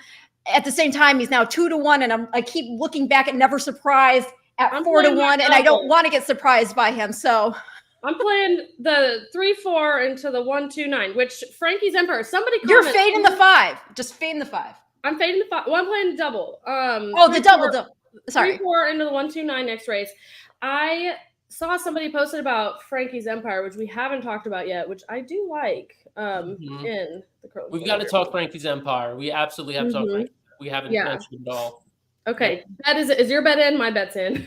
Yeah, my bets are going in. I'm still working on it, but I'm close. I'm doing the double. I'm doing a double with the 3-8 here. I'm just going to throw the 8 in. Oh shoot! I got to do the 8 because if I don't do the 8 and it wins, I don't like your 8. I hate your 8, but you know what? I still have to play it. Me and Alexa total handle $100,000 during this stream. We're just firing race after race, whatever. JD Fox, Skyro hits the board. I love you, JD. I think you know exactly what you're talking about. So I saw that comment come up, and I was like, for sure, Dan is going to pop that up. Oh yeah. I'm just put 500 to show on Skyro. Oh, Jesus Christ. Jesus. All right, here they go at Gulfstream. Then the 72nd Appleton was a level beginning. Soon after the break, Never Surprised went after Big Everest for the lead. These two race on. Away in third, Ice Chocolat, whose garden situated early for Paco. Away in fourth, its Title Forces, followed fifth by a ducking over Smoke and Tea. He got over nicely as well. Churchtown is next, 2 in front of Saratoga Flash with Quality G. Second last is Skyro. The early trailer is County Final. And the run around the first turn, it's Big Everest on top for jockey Joel Rosario. They're a length and a quarter, Never Surprised second, Ice Chocolat third. Title Forces is there fourth, Smoke and Tea at the rail fifth. Covered up and racing now into sixth is Churchtown, a length in front of Saratoga Flash, then Quality G. At the back are Skyro and County Final. They make their way to the half-mile part of the contest. Big Everest has been in front from the outset and still leads by half a length over Never Surprised in second. The half was 47-1. Out in the clear goes Title Forces, locked in toward the rail, Ice Chocolat. Smoke and Tea's had a sweet trip, but now needs to find some place to get out. From the outside, it's Churchtown, another 2 back to Saratoga Flash. Then comes Quality G. Out the back, County Final and Skyro as they make their way now to the top of the stretch. They stack and pack up front. From the 4 wide side, Churchtown, 3 wide, Title Forces, 2 path, Never Surprised, Come on, Crying Big Stories, Everest. Both Ice Chocolate and Smoking Tea. Up the wood at Saratoga Ooh. Flash. Who Ooh, don't touchdown. care? Ice Chocolate Ooh. didn't get through. Quality G storming home on the stand side. Smoking Tea still trying to muscle into the clear. Oh my Here God. comes late. Whoa. Smoking Sea launching. Who won? He got up. What the I hell just think happened? Smoking Tea might have got up over Saratoga Flash, who was right alongside. Is that your dad's horse? Good one. He did. I hope he hit that hard You're because I Smoking didn't hit it. I left Smoking Tea out at 9-2. The horse ran So did huge I. at 9-2. Wow, we're fired. Everyone was telling us in the chat. Everyone, Everyone was yeah. telling us, and we said, no, we don't need money. Oh, I blew that. Oh, the Smoking comment Tea. section comes for you. Wow. They Oh, knew it, man. Yeah. Second off the layoff. oh Justin my says who? I think God. Smoking Tea won. You know Oh, what? off this all too? my No, tickets. was it the 9? Was the No, 10? that is Okay, Smoking okay, Tea. we That is got Smoking this. Tea. What? Let me see again here. Okay, so 10 Two. is 10. Who's the 10? 10. The 10 talking is about Tidal 10? Forces. Oh, fine. Don't tell me And- Tidal Forces won No, the 2. No, on it's- the, no, it's the 9. 9. It's Smoking Tea. 9. Smoking Ooh. Tea. over the On 10. the 2. No, the Over 2 the on 10 the and inside. 2. I think over the 10 and 2, right? I 9, think the 10, 2 got 2. second on the inside. I think it came 9-2. JD's saying that Pete called the 9, but that might be the 10. Was it the 10? No, it's the No, no, it's the it's 9. the 9. It's the 9 for sure. 9. It is. 100%. It's Smoking Tea. 9. 9, 10, 2, I think. Well, the 6 horse definitely didn't win. Without Or no, is it 9, 2, 10? I don't The know 6 now. looked like it might for a hot minute, though. I mean, it was flying on the Smoking outside. Tea. Holy cow. Max and Justin, what is up? Congrats. Right? There we go. What odds did you get here? 9-2. Yeah, 9-2 on that 9-2. horse. What was the Very morning nice. line? Do the victory lap. Do the Morning line victory lap. 6-1. Not so bad. All right. JD says it's 9-2 as it was called by Pete Aiello at the Saratoga track. Flash. I mean, that's crazy because you know what ended up happening there. I mean, they let Big Everest run. I mean, Wow. they let. I mean, the horse didn't get the pressure that I expected the horse to get. No, I didn't. Yeah, I didn't expect that either. And because they kind of took back, that sort of set up. I mean, that set up nicely. And so Robbie having a little fun here. Ice chocolate milk. That's fair, Robbie. That's very fair. He But- didn't make it through. He tried to get through and got. Not get through. Had a No. horrid trip. Got kind of stuck. Kind of caught up behind horses here. I mean, I don't know if we could see it in this shot, but I mean, the horse just cannot. There's a lot of bumping going on there. There's Yeah. a lot going on. This try is going to be a payer. I think we got a 60-1 in third, didn't we? Oh my God. Yeah. 9-2 over 9-2 over 17. 17-1. Well, Saratoga Flash, one of the arguments you could have made for him was at Kentucky Downs, he had won that 50,000 handicap. And back in, What do they have at Second. Kentucky Downs, Ren? he beat Siege of Boston back at Kentucky Downs. No. And Siege of But Boston Ren, and more importantly, what is the main feature of Kentucky Downs? the undulating turf course. Okay, good. Just wanted to make sure. Okay, good. Yeah. So, but yeah, it's like perform. So You can do it to me too. I mean, I'm here. Like I know you can that's tell true. me. But yeah, he had beat Siege of Boston pretty soundly there by 2 3/4 lengths at Kentucky Downs. And that was the last time he had been on the turf until that March 2nd start in the Canadian turf. And he ran well there. He went to the lead from the rail to get beat 2 3/4 lengths there in the end by Manuel Siege of Boston second, Ice Chocolate in third. But I did not expect that for sure. So even knowing the outcome, I don't think I would have bet this too. exactly. Same. I'm with you. I can't find it. I'm with you. And I'll also say you mentioned some of those horses, Manuel, Siege of Boston.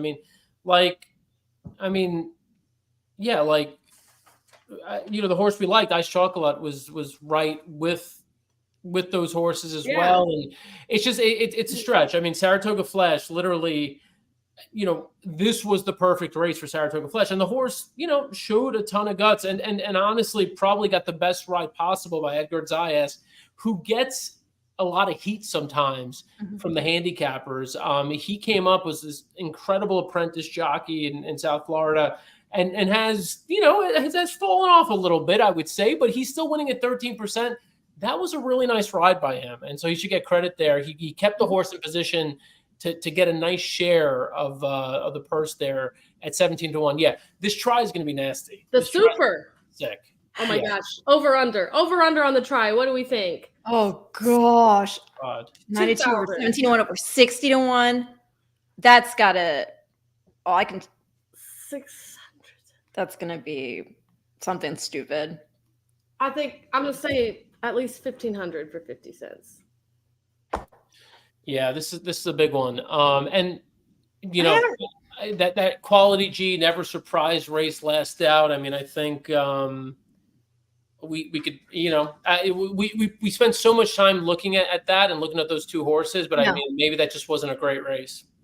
But again, though, I mean, it was kind of a blanket finish, so I don't know. If we had a dominant winner here, Yeah, no, and they were just totally routed, I would agree with you. But I mean, this was, I don't know. due to the strange pace. Yeah, everything's going to be relative to beaten lengths, and Justin bet the double there, which we talked about, maybe Nice, trying to find some Justin. value by playing a double. So he bet this into Hades.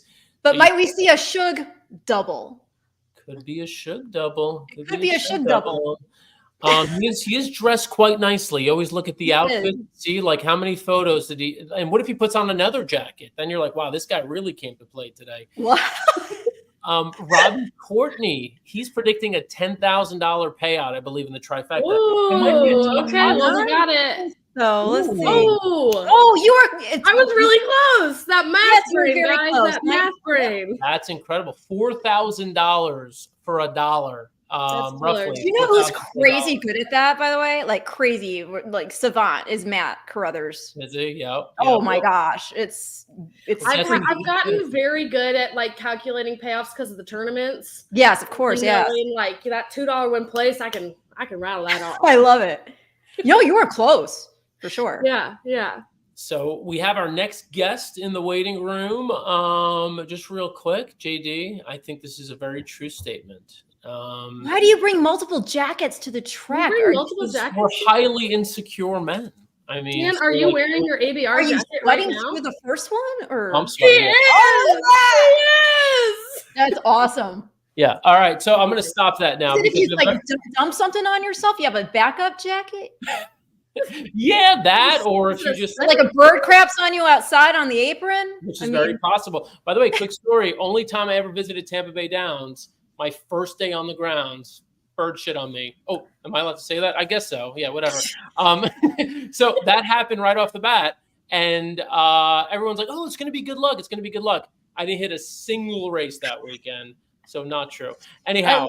a bird craps on the purse I brought, and it was open. Oh, no, that's a bummer.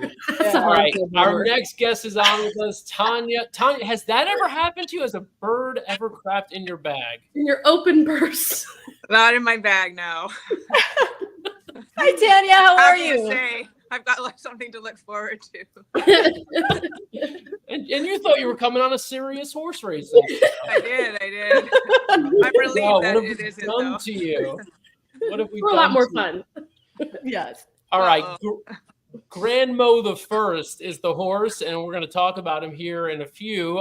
First of all, where are you? You're not at Gulfstream. You're not even in America right now, are you?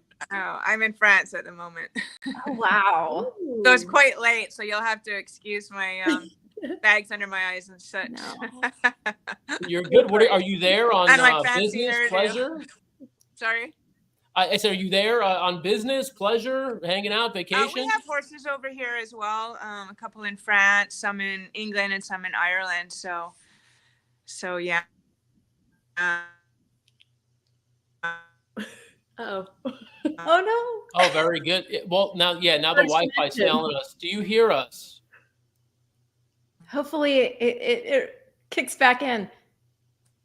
Well, while we're waiting to see what happens, I'll preface some stuff. How about that? Let's Yes. do it. Okay, so Tanya Gunther and John Gunther, Around the world, I suppose. there she is. Oh, it's resetting. Oh, There you're she back. is. You're back. We lost you for a I second. was just about to preface, like, just how influential your family has been in breeding. Just to go right off the top and hit everybody with a pow about how cool this breeding operation's been. Tanya's family has bred some really big horses, including Justify, Triple Crown champion Justify. And in that same crop, they actually had Vino Rosso, who won the Breeders' Cup Classic. And here in the Florida Derby, we have Grand Mo the First, whom they bred. Thank you.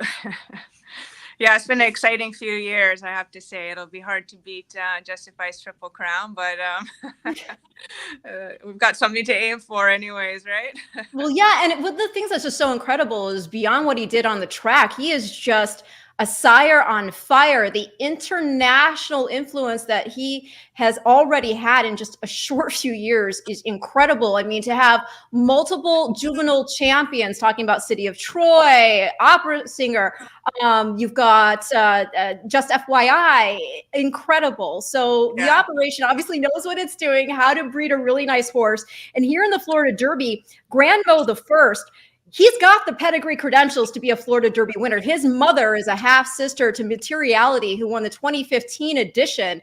She's also a half to the Kentucky Oaks runner-up from a few years ago, My Miss Sophia, who went on to have Annapolis. And the family also includes a Travers winner in a Fleet Express. And you also have Embellish the Lace, who won the Alabama. So we have that route dirt pedigree. Yeah, I was always looking forward to seeing him stretched out, actually, because he's bred to go the distance, right? So I'm hopeful that this race, actually, he might be able to show his best foot, so to speak, right? I mean, he's done well on the synthetic and the turf and now the dirt, and the family really has crossover background as well. My Miss Sophia, performed very well on dirt and turf. So it'll be very interesting to see how he does on the stretch out here today. We talked a little bit about Ren and Alexa and I were on a text group thread the other day, and we're like, Grand Mo the First, what do you think? What do you think? And Ren was like, take a look at this replay. Take a look at the replay, the Tampa Bay Derby replay. So we're going to put it up on the screen here so we could kind of take a look. Grand Mo the First, there's the 9 horse on the outside. And you miss a little bit of it because the horse was wide all the way around. But Ren, you want to pick it up from here. You talk about the bumping and all the other trouble down the lane. Well, yeah, I mean, okay, so first of all, they were sitting off that slow pace. Now they're going to try to make their big run. And as they're coming down here, you've got Domestic Product, who's going to end up being the winner in this blanket finish.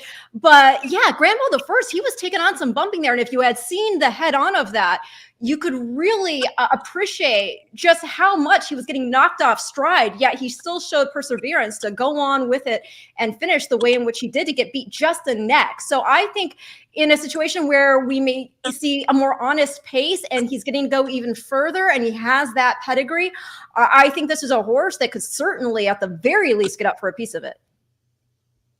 Yeah, he certainly galloped out well, and I was impressed by how well he handled all the bumps, because he still looks pretty green when he runs, but he just dug in there, and he didn't seem to mind too much, which is very good for this type of race, right? And I just hope that little bit of extra distance and that experience from the last race will do him well here today. Let's see if we could take a quick peek here at the odds board. Grand Mo the First, currently 25-1. We've been saying we're looking for a price here, so this is a fair price play, because the others that we expected to be shorter prices are indeed fairly short. Your favorite is Fierceness at 6-5, the 10 horse. The horse we know is coming with a lot of hype here is Conquest Warrior at 5-2. And then down on the inside, Hades, I think getting a lot more attention here. Obviously, respect the Holy Bull win, but the fact that you had a scratch here of Seminole Chief makes Hades most likely the lone speed horse in this race, or at least the dominant speed horse in this race. Tanya, I don't know how much time you spent looking at the rest of the field, but do you think, if anything, Grand Mo the First that may face a little bit of challenge here in terms of the pace setup? Yeah, I mean, it's going to set up obviously differently with the scratches, and I don't know. I'm hoping that there'll be enough speed there that he can run at it like he did in the last race, and that extra distance I just hope will help. I mean, it's a salty race, so it's going to be tough. But you're making me nervous now. Well, I think we could actually see some speed from Catalytic on the stretch out. I know the last race he was in, he was off the pace. But in that debut, he was sitting pretty close to a pretty honest one there in that 6.5 furlong main special weight at Gulfstream. Now he's back at Gulfstream, making a second off the layoff and stretching out to this 9 furlong distance. I think there's a chance we see him go up there. So the pace may be set up a little bit more, even though we have Seminole Chief out. But I would be, just as somebody who's just a fangirl of pedigrees, I would just love to know what you attribute the success to. Family, I mean, it's just so consistent. You mean in this particular family? Yeah, well, no, I'm talking about your family. The Gunther family. How did you get into it? Is this something that like your family has always done and it's something you've inherited, or how did you get involved? My dad, when he grew up, he always wanted a horse. And so when he was able to afford to buy one, that's what he did. So it started with him, really. And then growing up as a child, I was always fascinated by pedigrees, even when I couldn't really read all that well. I would read the pedigrees because my dad always had blood horses and thoroughbred records and various stallion brochures hanging around, and he was passionate about it then. And I guess I was a daddy's girl, so I copied dad. So I guess it started pretty young. I went off and did another career for a while, but I finally came back to the passion, the thing I was passionate about, which was the horses. I've always loved horses. What goes into making those matching decisions? I mean, I know there's way more than we can get into just on this live stream, but if you can kind of give us a little snippet of how you make those choices of who to breed to. Yeah, I spend an inordinate amount of time, I guess, looking at it from a variety of perspectives, both looking at, the family, what's worked in the family, the stallions, and trying to identify good stallions, and then physical match, and then the pedigree. And I just look at it from all angles, really. What does the mare need? What do I think the mare needs? And you have to pick stallions that you think will work well with them too, both physically and, in terms of their speed profile or their stamina profile. There's just a lot of different things. And then there's gut feel as well at some point that you start to develop, and you don't want to deny that either. So it's really hard to say that it's any one thing, because I kind of look at it from all angles. And then over a period of going back and forth, my dad and I usually go through an iterative process, and I come up with ideas and he shoots them down or doesn't, as the case may be. And we're pretty, we have a pretty open, because we're family, we can be like, nah, that's not, I don't like that idea or whatever. You're pretty candid. And so you kind of cut to the chase and hopefully come up with a good decision at the end of the day. Love that. Yeah. Dean Osborne posted a comment saying something about the horses. You always come back to them. And that's the truth. I mean, at the end of the day, I think a lot of times, like from my perspective, I get involved in the handicapping. Alexa the same, but Alexa is also involved in the ownership and the horse side as well. And so, I think it is good to kind of hear about sort of those foundational things, right? Like the reason, this whole thing works and why it all happens. And I will say, in Tanya's case in particular, even though she doesn't want to hear this, for as successful and as busy as she is, always makes time for this kind of thing. Yeah. So I'm super appreciative of it. We'll never forget your EquestriaCon appearance. I don't want to. I hate to say it was my favorite moment of EquestriaCon, but it was one of my favorite moments. Oh, I was pretty nervous, I have to say. I didn't really appreciate the TED Talk style until pretty close to actually having to do it. So it was, a little bit brow sweat. You absolutely crushed it. It was amazing, and this was just a great opportunity to reconnect with you here on this show. Obviously, we'd love to do more with you in the future. Hopefully, we'll see some big things here from Grand Mo the First. And just tell us, as you're sitting there, you're in Europe right now, and this race is taking place in South Florida. It's late at night. I mean, what time is it? It's got to be what? 11:30. Right? Oh, Okay. 11:30. Okay. Is anyone else there with you? Or are you watching this on your phone, on a computer? No, I'm on my own. I've watched quite a few big races on my phone, I have to say. That's so funny. Yeah. And so, I like, watched Justify's Preakness on my phone as well. Oh my gosh. Really? Wait, tell us that story. I need to know that story. Well, I was there for the Derby. My dad and I were there for the Derby, which was unbelievable, obviously. But then I was actually in France again during the Preakness, and I thought, well, if he wins this, I'm definitely going to New York. If he doesn't, then I guess it's okay that I don't go. And then the weather was horrible, right? So I was like, it's not so bad. And then he won, and it was, and I think Vino Rosso won the Wood Memorial the same day. So it was a bloody exciting day on the phone. How awesome. How awesome is that? And how about when he won the Triple Crown and clinched that Belmont? It had, I'm going to use the cliche word, but it did. It had to feel surreal. It really did. It kind of felt like I was walking around in a bubble afterwards. It was just like, that really happened, Like at the track, I remember it was like, it's so noisy, but I couldn't hear anything. I was looking across to where my dad was watching it, and I just was like, I couldn't hear anything. It was just strange. It was surreal. Yeah. Exciting though. How did that change your career? Like, did that blow you up? Like, did you get tons of more clients and people, or what happened after that for you? Well, we keep a pretty small group of mares on the farm and don't really do a lot of client work, just a couple of basically friends of my dad. So in that sense, it didn't change much, but it changed the profile of the farm and how we are known around the industry, I suppose. And our phones, emails, and such blew up for a little while. So, and we had without parole run and win at Royal Ascot. He was our first runner over there in the St. James's Palace. So I remember coming to get the Derby trophy at Churchill Downs for the breeder for Justify, and after he won the Triple Crown, Justify, I thought there's just no chance Without Parole will win over in Europe, because it was our first runner, and it's just like, it was a month later, it was in June, and I just thought there's no chance. So it wasn't until it was running down the stretch that I'm like, holy crap, I think he might actually win this. There's a chance. There's a chance. But then again, and now what he's doing at stud. I think I read a quote from I forget which publication it was, but from Aidan O'Brien, and he said he may be one of the best sires ever. Ever. That's a bit freaky when you hear Aidan O'Brien saying stuff like that. Yeah.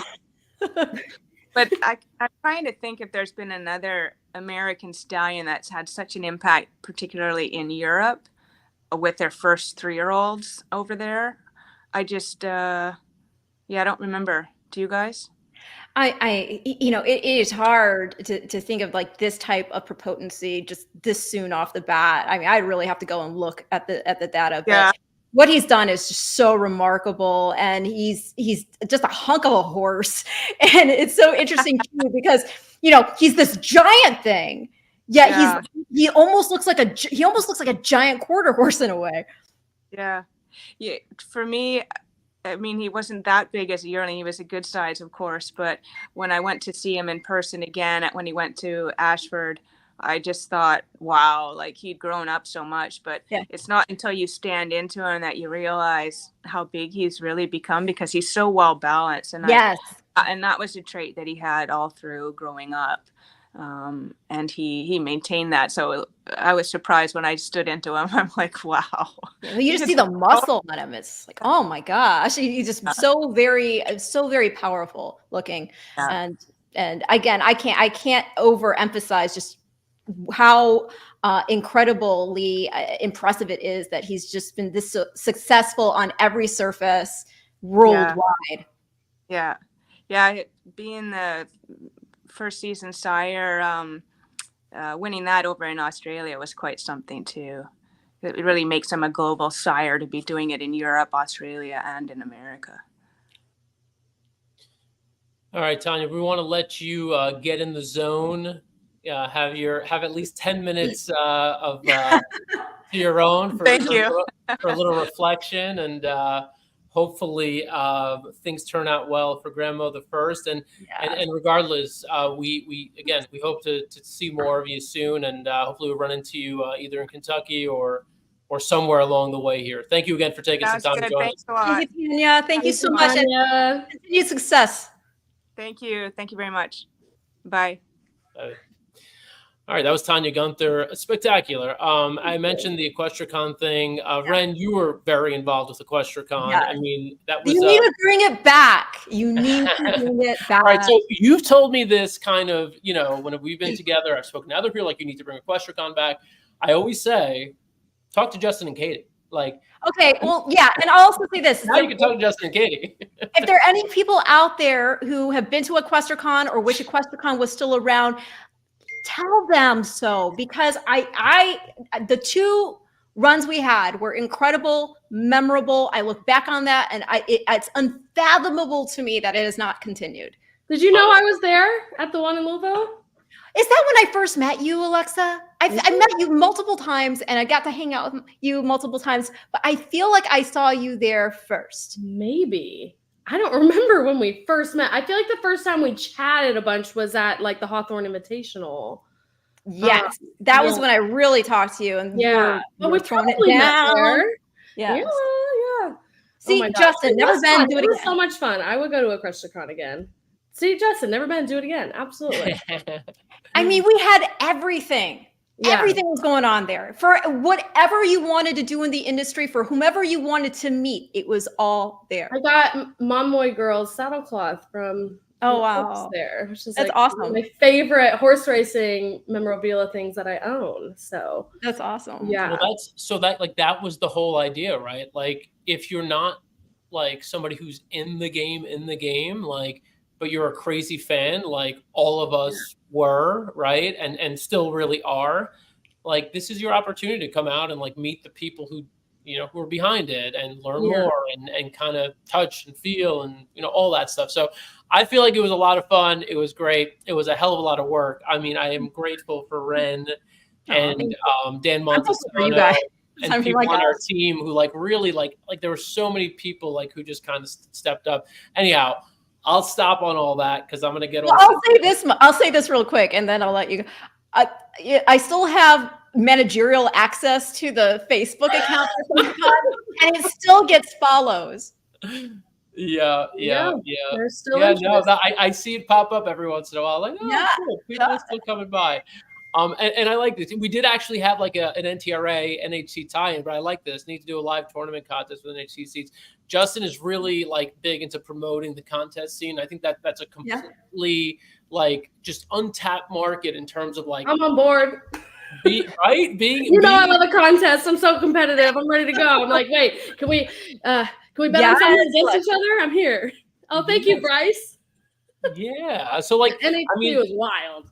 Yeah, and I think we haven't even covered really Alexa dealt with a lot in Vegas. I saw a lot of it. You don't have to get into all of it, but Alexa dealt with a lot and still cashed. What's the juiciest bit of it? What's the juiciest bit of it? Oh my God. Okay, I won't get into the weeds, but I love my mother. Oh, the preface. My best friend. She's my best friend. And I said, Mom, come to Vegas with me. She's never been to Vegas. So she comes to Vegas, and I came into the week being sick, so I was just dealing with my own stuff. And we go out with Dan and some ABR people to dinner at Nobu. And long story short, towards the end of the dinner, my mom's like, my tongue feels fat. And I'm like, uh-oh. Oh, no. Yeah, full on ambulance, gurneyed out of Nobu, then picked up something at the ER, more ER visits. It was a little bit of a shitstorm, but it was. I'm still very glad she was there. Was it a shellfish allergy? What was going on? Literally just got her allergy test back and isn't allergic to anything. So I don't know. We're gonna have to figure. Oh my God! I know it, but just wild. So it was I was handicapping from the ER on the strip. it was a sight to be seen for sure. Wow. But no, it was fun. I was doing coverage for ABR and DRF, so there was just like not one spare down minute ever the whole weekend. But I did really good. I had a really good run. I cashed both my entries, and it was just a blast. I'm like still recuperating, but I also can't wait for next year. I hear you. That's a lot. That's a whirlwind weekend. I told my mom she's not invited next year. I love her. But Ouch. Good Lord. I hope she's not watching. Jeez, I haven't seen any like inflammatory comments. I love that I love you, Mom. I love that you already know you're there next year. You're already I there. haven't qualified yet, but you know what? I'm going to. You're going to. It's going to happen. It will. Guys, no joke. Like we have a lot of people watching this show. We want to thank everyone watching. We have almost 1,400 people like live with us right now, which is pretty thank solid. you for listening to us and our internal dialogue actually coming out to play. All right, we should probably. I'm guessing as much as they love us, they probably also love the. We want to hear about the Florida Derby. Yeah, they want to know who's going to win this race. And so we've talked about some of the logicals, right? And we promised that we would kind of talk about the rest of the field here. The ones we've talked about are the 10 Fierceness, 9 Conquest Warrior, the 2 Hades. But let's look at the rest of the field. Alexa, I feel like you said you wanted to talk a little bit about Frankie's Empire, and I've got a video of the Fountain of Youth. You want to watch that first, then we'll come back out and you'll talk about it? Let's do it. All right. Bro, Frankie's Empire given the green light to launch a 4-wide bid and well back to Dancing Groom. Around the far turn they go. Le Dame Bro tries to quicken up on the inside of Dornoch. These two now 2.5 better than Frankie's Empire. Real Macho puts the cue in the rack as they run to the top of the stretch. It's a confident Luis Saez on big favorite Dornoch. He's inside a quarter of a mile from home and in front. Le Dame Bro fighting as hard as he can, trying to stick with them. 3 back to Frankie's Empire, and they're at the top of the stretch. It's Dornoch asked to finish the job. At the inside, Le Dame Bro running his heart out, but he's back to second as Dornoch is too much horse. Dornoch clear with a 16th to go. The Fountain of Youth Stakes goes to Dornoch.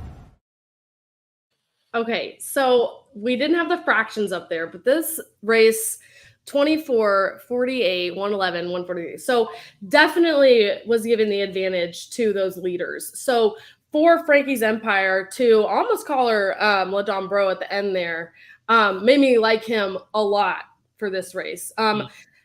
Again, with the pace change with the scratches, I'm not sure that it's as great of a setup as we were looking at before, but I still think he's got good chances in here. He's a late pace horse, been improving. The Fountain of Youth race made me like him a lot. Yeah, given that pace shape, the fact that he battled on and nearly finished second, I thought was super impressive too. But then you've also got to give respect to Le Dame Bro, I think, to a certain extent. I mean, coming back out of a second place finish to Dornoch in the Fountain of Youth, if you like regardless of like who showed up in the Florida Derby, if you told somebody, now Le Dame Bro is going to be 30-1 next time, they would have been like, what do you mean? He just finished second to Dornoch, who's probably the favorite, right? I mean, that part's crazy. Ren, what do you think of Le Dame Bro? I'm not a huge fan of Dornoch, so I'm fading all that. Okay. I think I think Dornoch got okay. Well, first of all, it's very cool that Dornoch is a half brother to Mage, who won the who won the Kentucky Derby last year.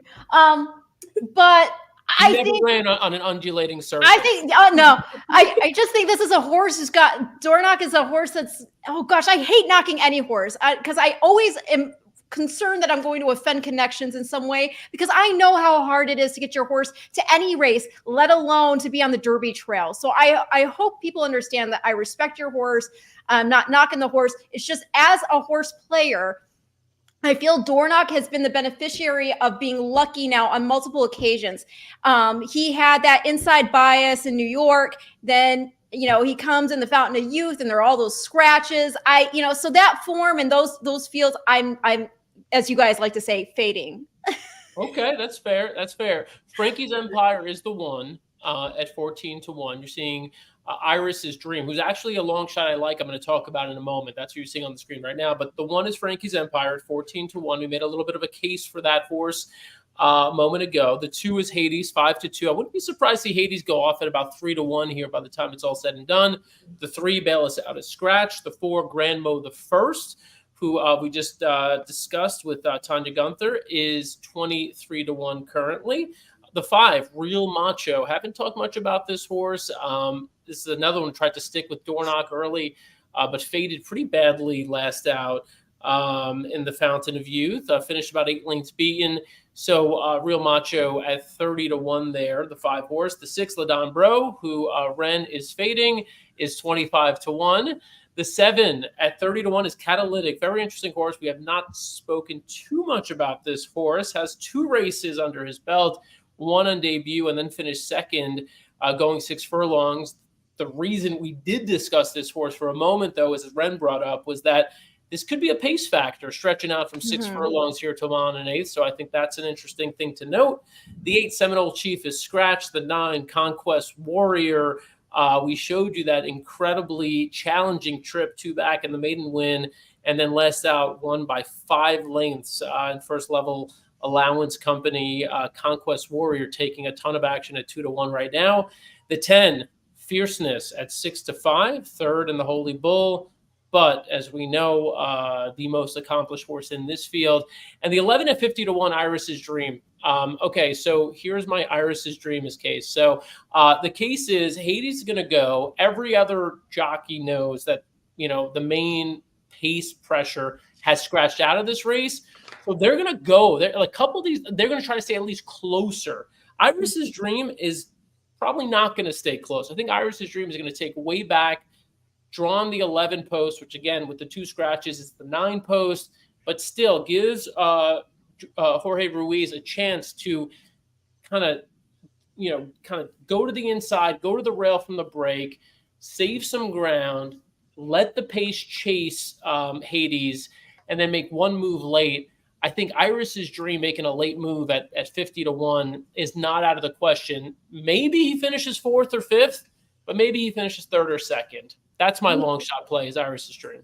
Something really interesting about that horse. Did you see 2 back had a 7 furlong work? You don't see that very often. You don't see 7 furlong works very often. So I do like that from like a fitness standpoint coming into this race. Won by 7 lengths last out. I mean, I know it was made an optional claiming, but won by 7 lengths. It was you won by turf, 7 lengths too. against anybody. That's impressive. Still those buyers though, gonna need to step up quite a bit. It was turf too. That's the other thing. I mean, I know the horse ran Ren. a comparable figure on dirt, but that was also on ground that had some moisture in it. And sometimes turf horses also like, ground that has a little. I'm just saying. No, it's fair. It's fair. Look, I'm talking about a horse who could round out the trial. No, I hear you. Well, I think for me, that's going to be the horse at a big price that can round out the trial would be Grand Mo the First.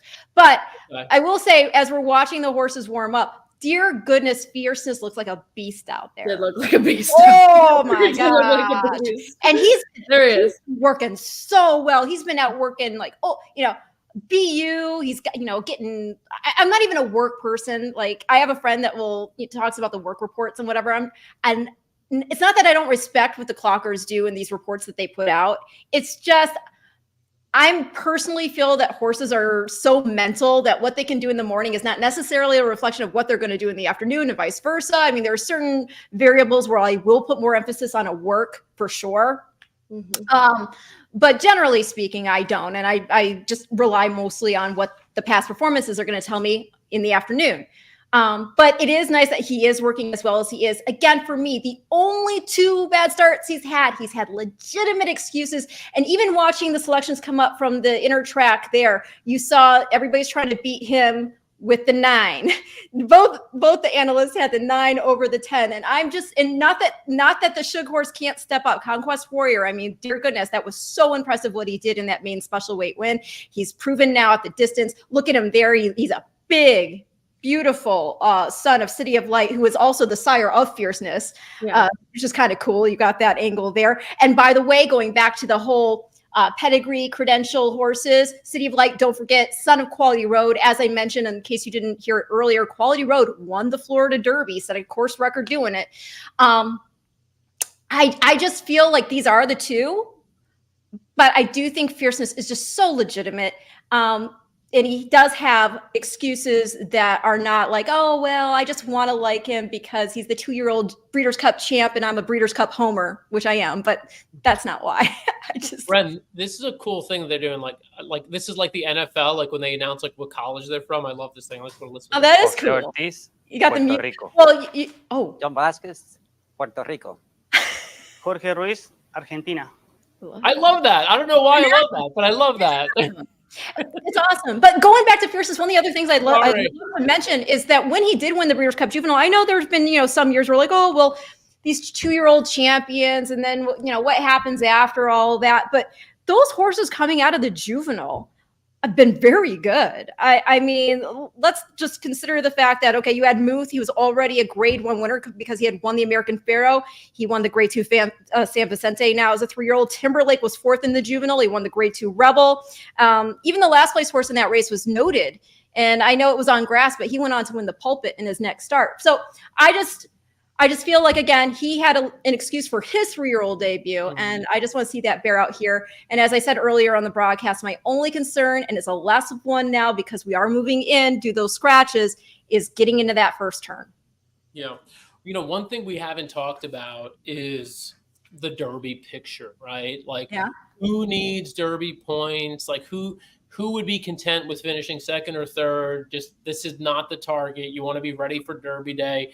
Hades could potentially finish 3rd and have the points, right? Like, but as long as the horse doesn't run a clunker. Fierceness, right? I mean, like has done, could potentially finish, I think 3rd or 2nd. I mean, obviously 2nd. So we've got 5 horses who have points already. Fierceness, 36, Le Dombro, 25, Hades, 20, Grandmo, 15, and Real Macho, 10. Okay. So, half of this field has points already. And Hades, Le Dombro, and Fierceness don't have to win. Exactly. But who does need to finish top 2, and that's Conquest Warrior. And so I think Conquest Warrior, I think this is, I don't see Shug in this spot running just to run. Hey, we want to see what this horse is. I think they're convinced this horse finishes no worse than 2nd. I would be shocked if Conquest Warrior doesn't finish 1st or 2nd, which again, maybe not a crazy take. The horse is 2-1. But I'd be shocked. I just knowing Shug, he doesn't just waste bullets like that, right? So I think Shug knows exactly what's up. Conquest Warrior either wins or finishes 2nd. Real quick, I want to go to some of the comments. Justin really nailed it the last race, and now is coming back with Hades to hit this double hard. Rachel Miller, who, by the way, we still have a little reveal coming. Oh, yeah, we do. Rachel's other specialty, in addition to social media and just running things, is picking long shots in big races. So use the 6 in your trifecta. It was addressed to me, but everyone should take this advice and take it seriously. She thinks Le Dombro at 30-1 is going to hit the board. You should consider that. 30-1 on Le Dombro is wild. Right? That has to be a play. I mean, you got to include that at least on the bottom at 30-1 for sure. Dot found us and we found you. We love you, Dot. Thanks for checking in with us. Antoine, Fierceness. Very simple. Very simple. Riva asking. Yes, I do. I think he has a chance to at least hit the board. Bradley dropping in. They're loaded up. His full exact trifecta super picks. So we've got it all there. And this is great. Thank you so much for everyone who jumped in, hopped in the comments. The Curlin Florida Derby is about to go off. We're going to let you listen and watch. And stay with us after for our review. Yes, we have a reveal. Announcement coming up. And they're off in the Florida Derby. Fierceness was away perfectly from his outside draw and will use his speed to try to get over. Meanwhile, it's Grand Mo the first, who's at the rail and in front with Le Dombro right alongside. Fierceness, he's on the accelerator early as Johnny V. He's up and around horses, and he wants to lead. So Fierceness will land the front in the run to the opening quarter. In between horses, Le Dombro out 3 wide is Catalytic, and Grand Mo the first is at the rail. They're followed by Real Macho, who races outside of Hades. Hades is about 3.5 lengths off the speed ahead of Iris's Dream. Covered up between horses is Conquest Warrior, and the early trailer is Frankie's Empire. The opening quarter just 24 seconds flat. Fierceness on his A game so far. He's a length in Hades in front trouble. over Catalytic, a wide second. In between horses, Ladam Bro, Grand Mo. The first is at the rail. Real Macho works out in the center, racing in front of Hades. Then Iris's Dream and Conquest Warrior still at the back, but in the clear is Frankie's Empire. They're with the half in 47-2. They have the favorite to catch. It's Fierceness to the far turn on top by a length and a half. Working harder is Catalytic at the rail. Grand Mo the first. Ladam Bro asked to quicken, but he's not. At the rail, it's Conquest Warrior trying to launch his bid. Frankie's Empire is wide on the course, but Johnny V still sitting pretty on Fierceness, who tries to sneak away. 3/4, 111-1. They run to the 5/16, and Fierceness, he is getting away. He's now 4 in front. Catalytic is second. Grand Mo the first is third. On the outside, Frankie's Empire, Conquest Warrior at the rail, but they all have too much to do. Fierceness is putting on a show in Hallandale today. Wow. Fierceness, the real Fierceness, has showed up to South Florida, and he's crushing them in the Florida Derby. Fierceness geared down and on his way to Louisville. Fierceness authoritatively in the Florida Derby. He never had a threat. Wow. And Grand Mo the fourth. Grand Mo third. Right, Ren. Hades. You're right. That photo for third is you. No, I'm so good at photos. Me and Paula Duca. I think Grandma that was the tight. first It was and between third. him and Conquest Warrior. I mean, that would put Grand Mo at 40 points. That is huge. That is a huge photo. So we'll watch that. So can we stop with the whole? I know he said it there in the call. I love the real Fierceness, any good horse, if they get creamed at the start of the race, isn't going to be able to necessarily throw it down. Yeah, Ren, I agree. Like Fierceness. So what Fierceness has shown us is that when he doesn't face adversity, he wins. Crazy Yeah. things like that, right? Yeah. Now, when he faces adversity, I still have some questions. But when he doesn't, he could be freakish. So I like there's that. some regret of the choice to not send Hades? Oh my gosh. So what? So that I don't know if he could be what the hell sent. happened there? Didn't he get locked in pretty early? What happened? Because that was really the race. When I looked up and I saw Fierceness doing a quarter loose, 24 flat. Yeah, I know it was gone. I was like 24 and then 47. They sped up a little bit, but I was like, yep. What was that? I was a little. Now I don't know if that was all tactics. I you know what? I don't think he had a chance to go. But then again, maybe they didn't want to because remember, John was saying that the horse is more versatile, dynamic in style. But he did look like he was boxed in. So yeah, Emily, you and me, Emily, what's up? We love you, Rachel. We love you, Rachel. Speaking of our wonderful Rachel Miller, should we do our reveal? Let's do the reveal. So, boom! Look, 21-1. Third. Wow, 40 points. Is that enough? I don't know about that, but I'm just happy that somebody asked me if I thought he could make the board. And I said yes, and so I didn't cost them any money. So that makes me happy. No, I think it will be. I think it will be enough. And if it isn't right now, there's always the defections like last week to 10 days. You get on the bubble. bubble. The first, if they want to go to the Derby with this horse, will probably be eligible to go. So very exciting for the Gunters there. And like one thing I was thinking with our guests, we had John and Tanya, like they're both so experienced and have had so much success, but also there's just so much like excitement and nervousness. And that's just one of the wonderful things about racing. Oh yeah.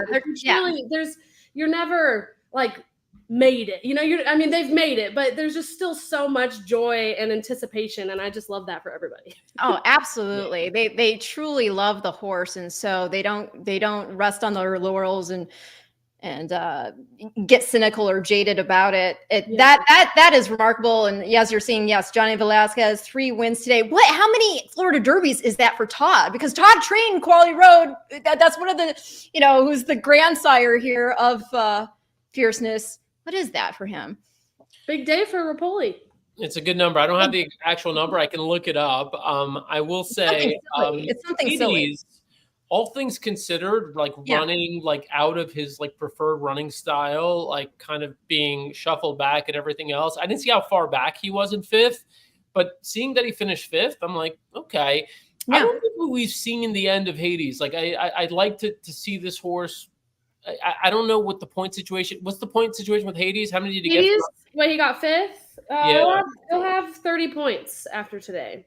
Yeah, so it's going to be tight with him. I would love to see them take a shot. So, and then again, it comes down to kind of looking at, this is a speed horse potentially in the Derby. I don't know what they were doing there. Like maybe just trying to rate and see what happens. Well, I mean, that's what they said. Like the intention was not going to be to go to lead, which I think was probably the right choice before those scratches to not get caught up in a pace duel. But after the scratches, I don't know. I think obviously Fierceness just got loose. So. Yeah. Gramo the First, really impressed with, again, the ability of that horse to just grind it out. I think 1.25 miles is going to be right up that horse's alley. I mean, I think the horse is going to just keep running all day. And if the horse gets a little bit of pace, could certainly finish, 3rd or 2nd in any race. So we'll see how that all plays out. Alexa, since you are our producer, host, and everything for what we're about to announce, why don't you tell the people what's coming up? Yes. So very, very excited. We have a drum roll. Oh, yeah. Super excited to announce that Ren, myself, and Rachel Miller, who Dan was saying, marketing and everything wonderful for ABR, and a good friend of mine, will be hosting a show every Friday at Keeneland. Live. Yes, live. So it's going to be super fun. We're going to cover all sorts of things. We'll have the handicapping. We'll have the fashion, the bread pudding, all of the important stuff. We will cover. But yeah, every Friday. What are we saying? 4:00 Eastern? Live on site on the hill. On the hill, yeah. So if you're out there, come say hello and tune in. It's going to be a ton of fun. Ren, you excited? Oh my gosh, are you kidding? Especially after this show, the chemistry is on point. We have fun, and I like to think that we know what we're talking about. Just a smidge, a little bit, Just a smidge.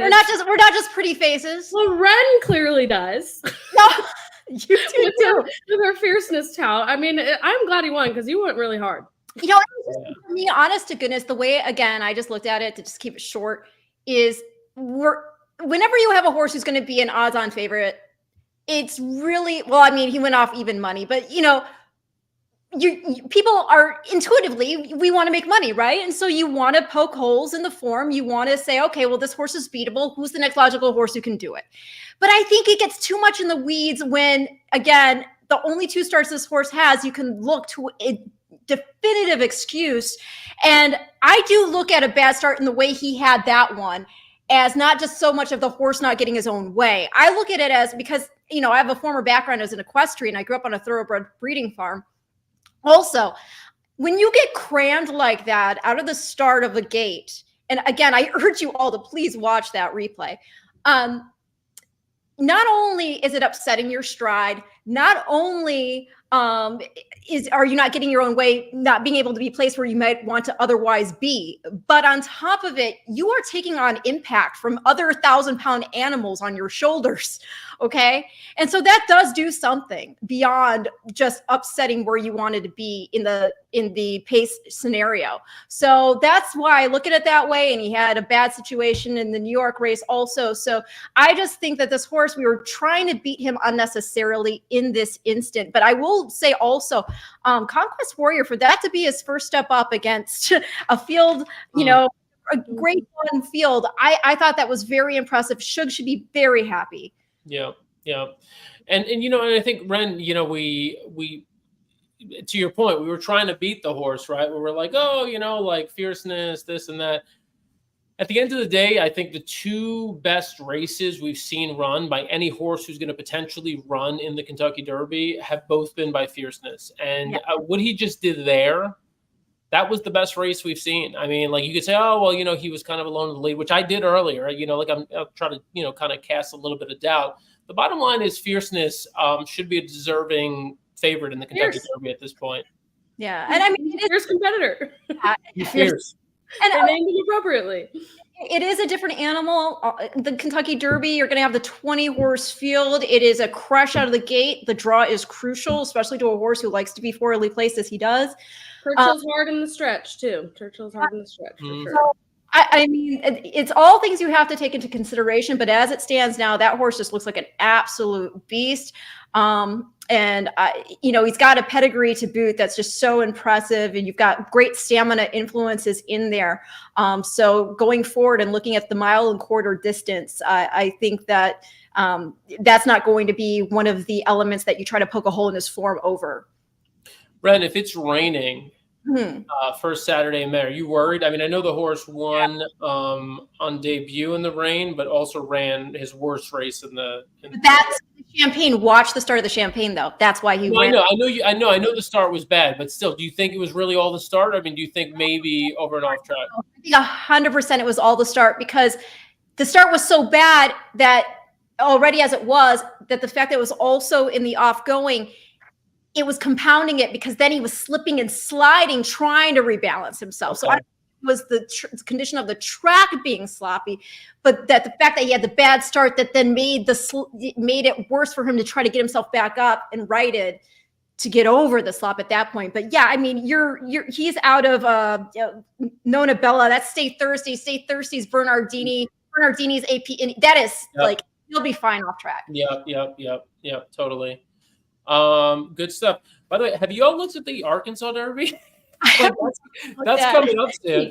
Well, we got Muth in there, right? So let's see. Now we got to see. I'm going Timberlake over Muth. Okay, but it is interesting because now you got the common opponent game really kicking on here, right? Because he's beaten Muth, he's beaten Timberlake. Let's see what these horses do now. Yeah, like we're all like obviously disturbed because we're gonna watch that race coming up. So it's not at all tied to this live stream, but since we're on, we're just gonna keep rolling with this. Just why not? The one horse I just wanted to talk about is the 4-horse Time for Truth. That horse is gonna be on the lead, and unlike this race where like there's no question about who's going to the lead, like this horse will be alone. If this horse has anything at all, Ron Moquette. I love Ron Moquette. Will be there late at a big price, so I think the horse is going to hang in for a slice. No, absolutely. Like I'm looking at the pace projector right now on time form and Lone Speed. Yeah, Lone Speed. Or as Matt says, Lone Speed. I don't know why he says it that way. Keep an eye on Time for Truth in the Arkansas Derby, but also keep an eye on the Santa Anita Derby next weekend. So, look, these are the last couple of weekends. This is like the best time of the year, but it's always like you feel like you're in this great moment. You don't want to slip away from it. You're like, oh, this beautiful moment of the year. It's like Florida Derby, Santa Anita Derby, Arkansas, all these great races, and then the Kentucky Derby is like 5 weeks out, which is crazy that we're already there. Or is it 4 weeks out now? Like it's right around the corner. It's so soon. It's so soon. So thank you for joining us here live for the Curlin Florida Derby. Thank you again to Gulfstream Park for setting this all up. Thank you to everyone who joined in. We had so many viewers. I'm like completely thrilled. So much fun. This is great. This is great. And thank you to all the people who hopped in, our guests, including Tanya Gunther, John Green, Samantha Perry, Pete Rotondo. This has been great. This has been a lot of fun. If you like the dynamic, remember, tune in Friday. We're going to be coming to you live from the Hill at Keeneland for Keeneland weekend kickoff. Love it. KWK. I want to get that like sort of like that hashtag, but I don't know if that sounds like it's close to some other things. No, I don't know. If you all have any suggestions on what we should hashtag the show. We also need a name for us three. We are 3 brunettes. We're trying to come up with a good name. If you have any ideas, let us know. And I'm going to veto anything that's like girl power stuff. No, I'm going to say that right now. You can roll with the brunette stuff. And like, for more on that conversation, tune in next week. No, honestly, Alexa Wren, thank you. You two are amazing. Thank you for taking the time to join me on this show. Hey, it's an honor to hang out with you guys for sure. This was a lot of fun. Always a pleasure. Always a blast. Here for it every time. A lot of fun. All right, Fierceness, the winner of the 2024 Curlin Florida Derby. I think he's heading to Kentucky as the favorite. I think so. Kind of. insane. Great race by Fierceness. Great show. Thank you, everyone who tuned in. And we will see you next time. Bye. It's America's original sport, and no one covers it better than americasbestracing.net. From the sport to the lifestyle, the best races, horses, and destination venues, cocktails, gambling, fashion, and more. americasbestracing.net is a sport for you.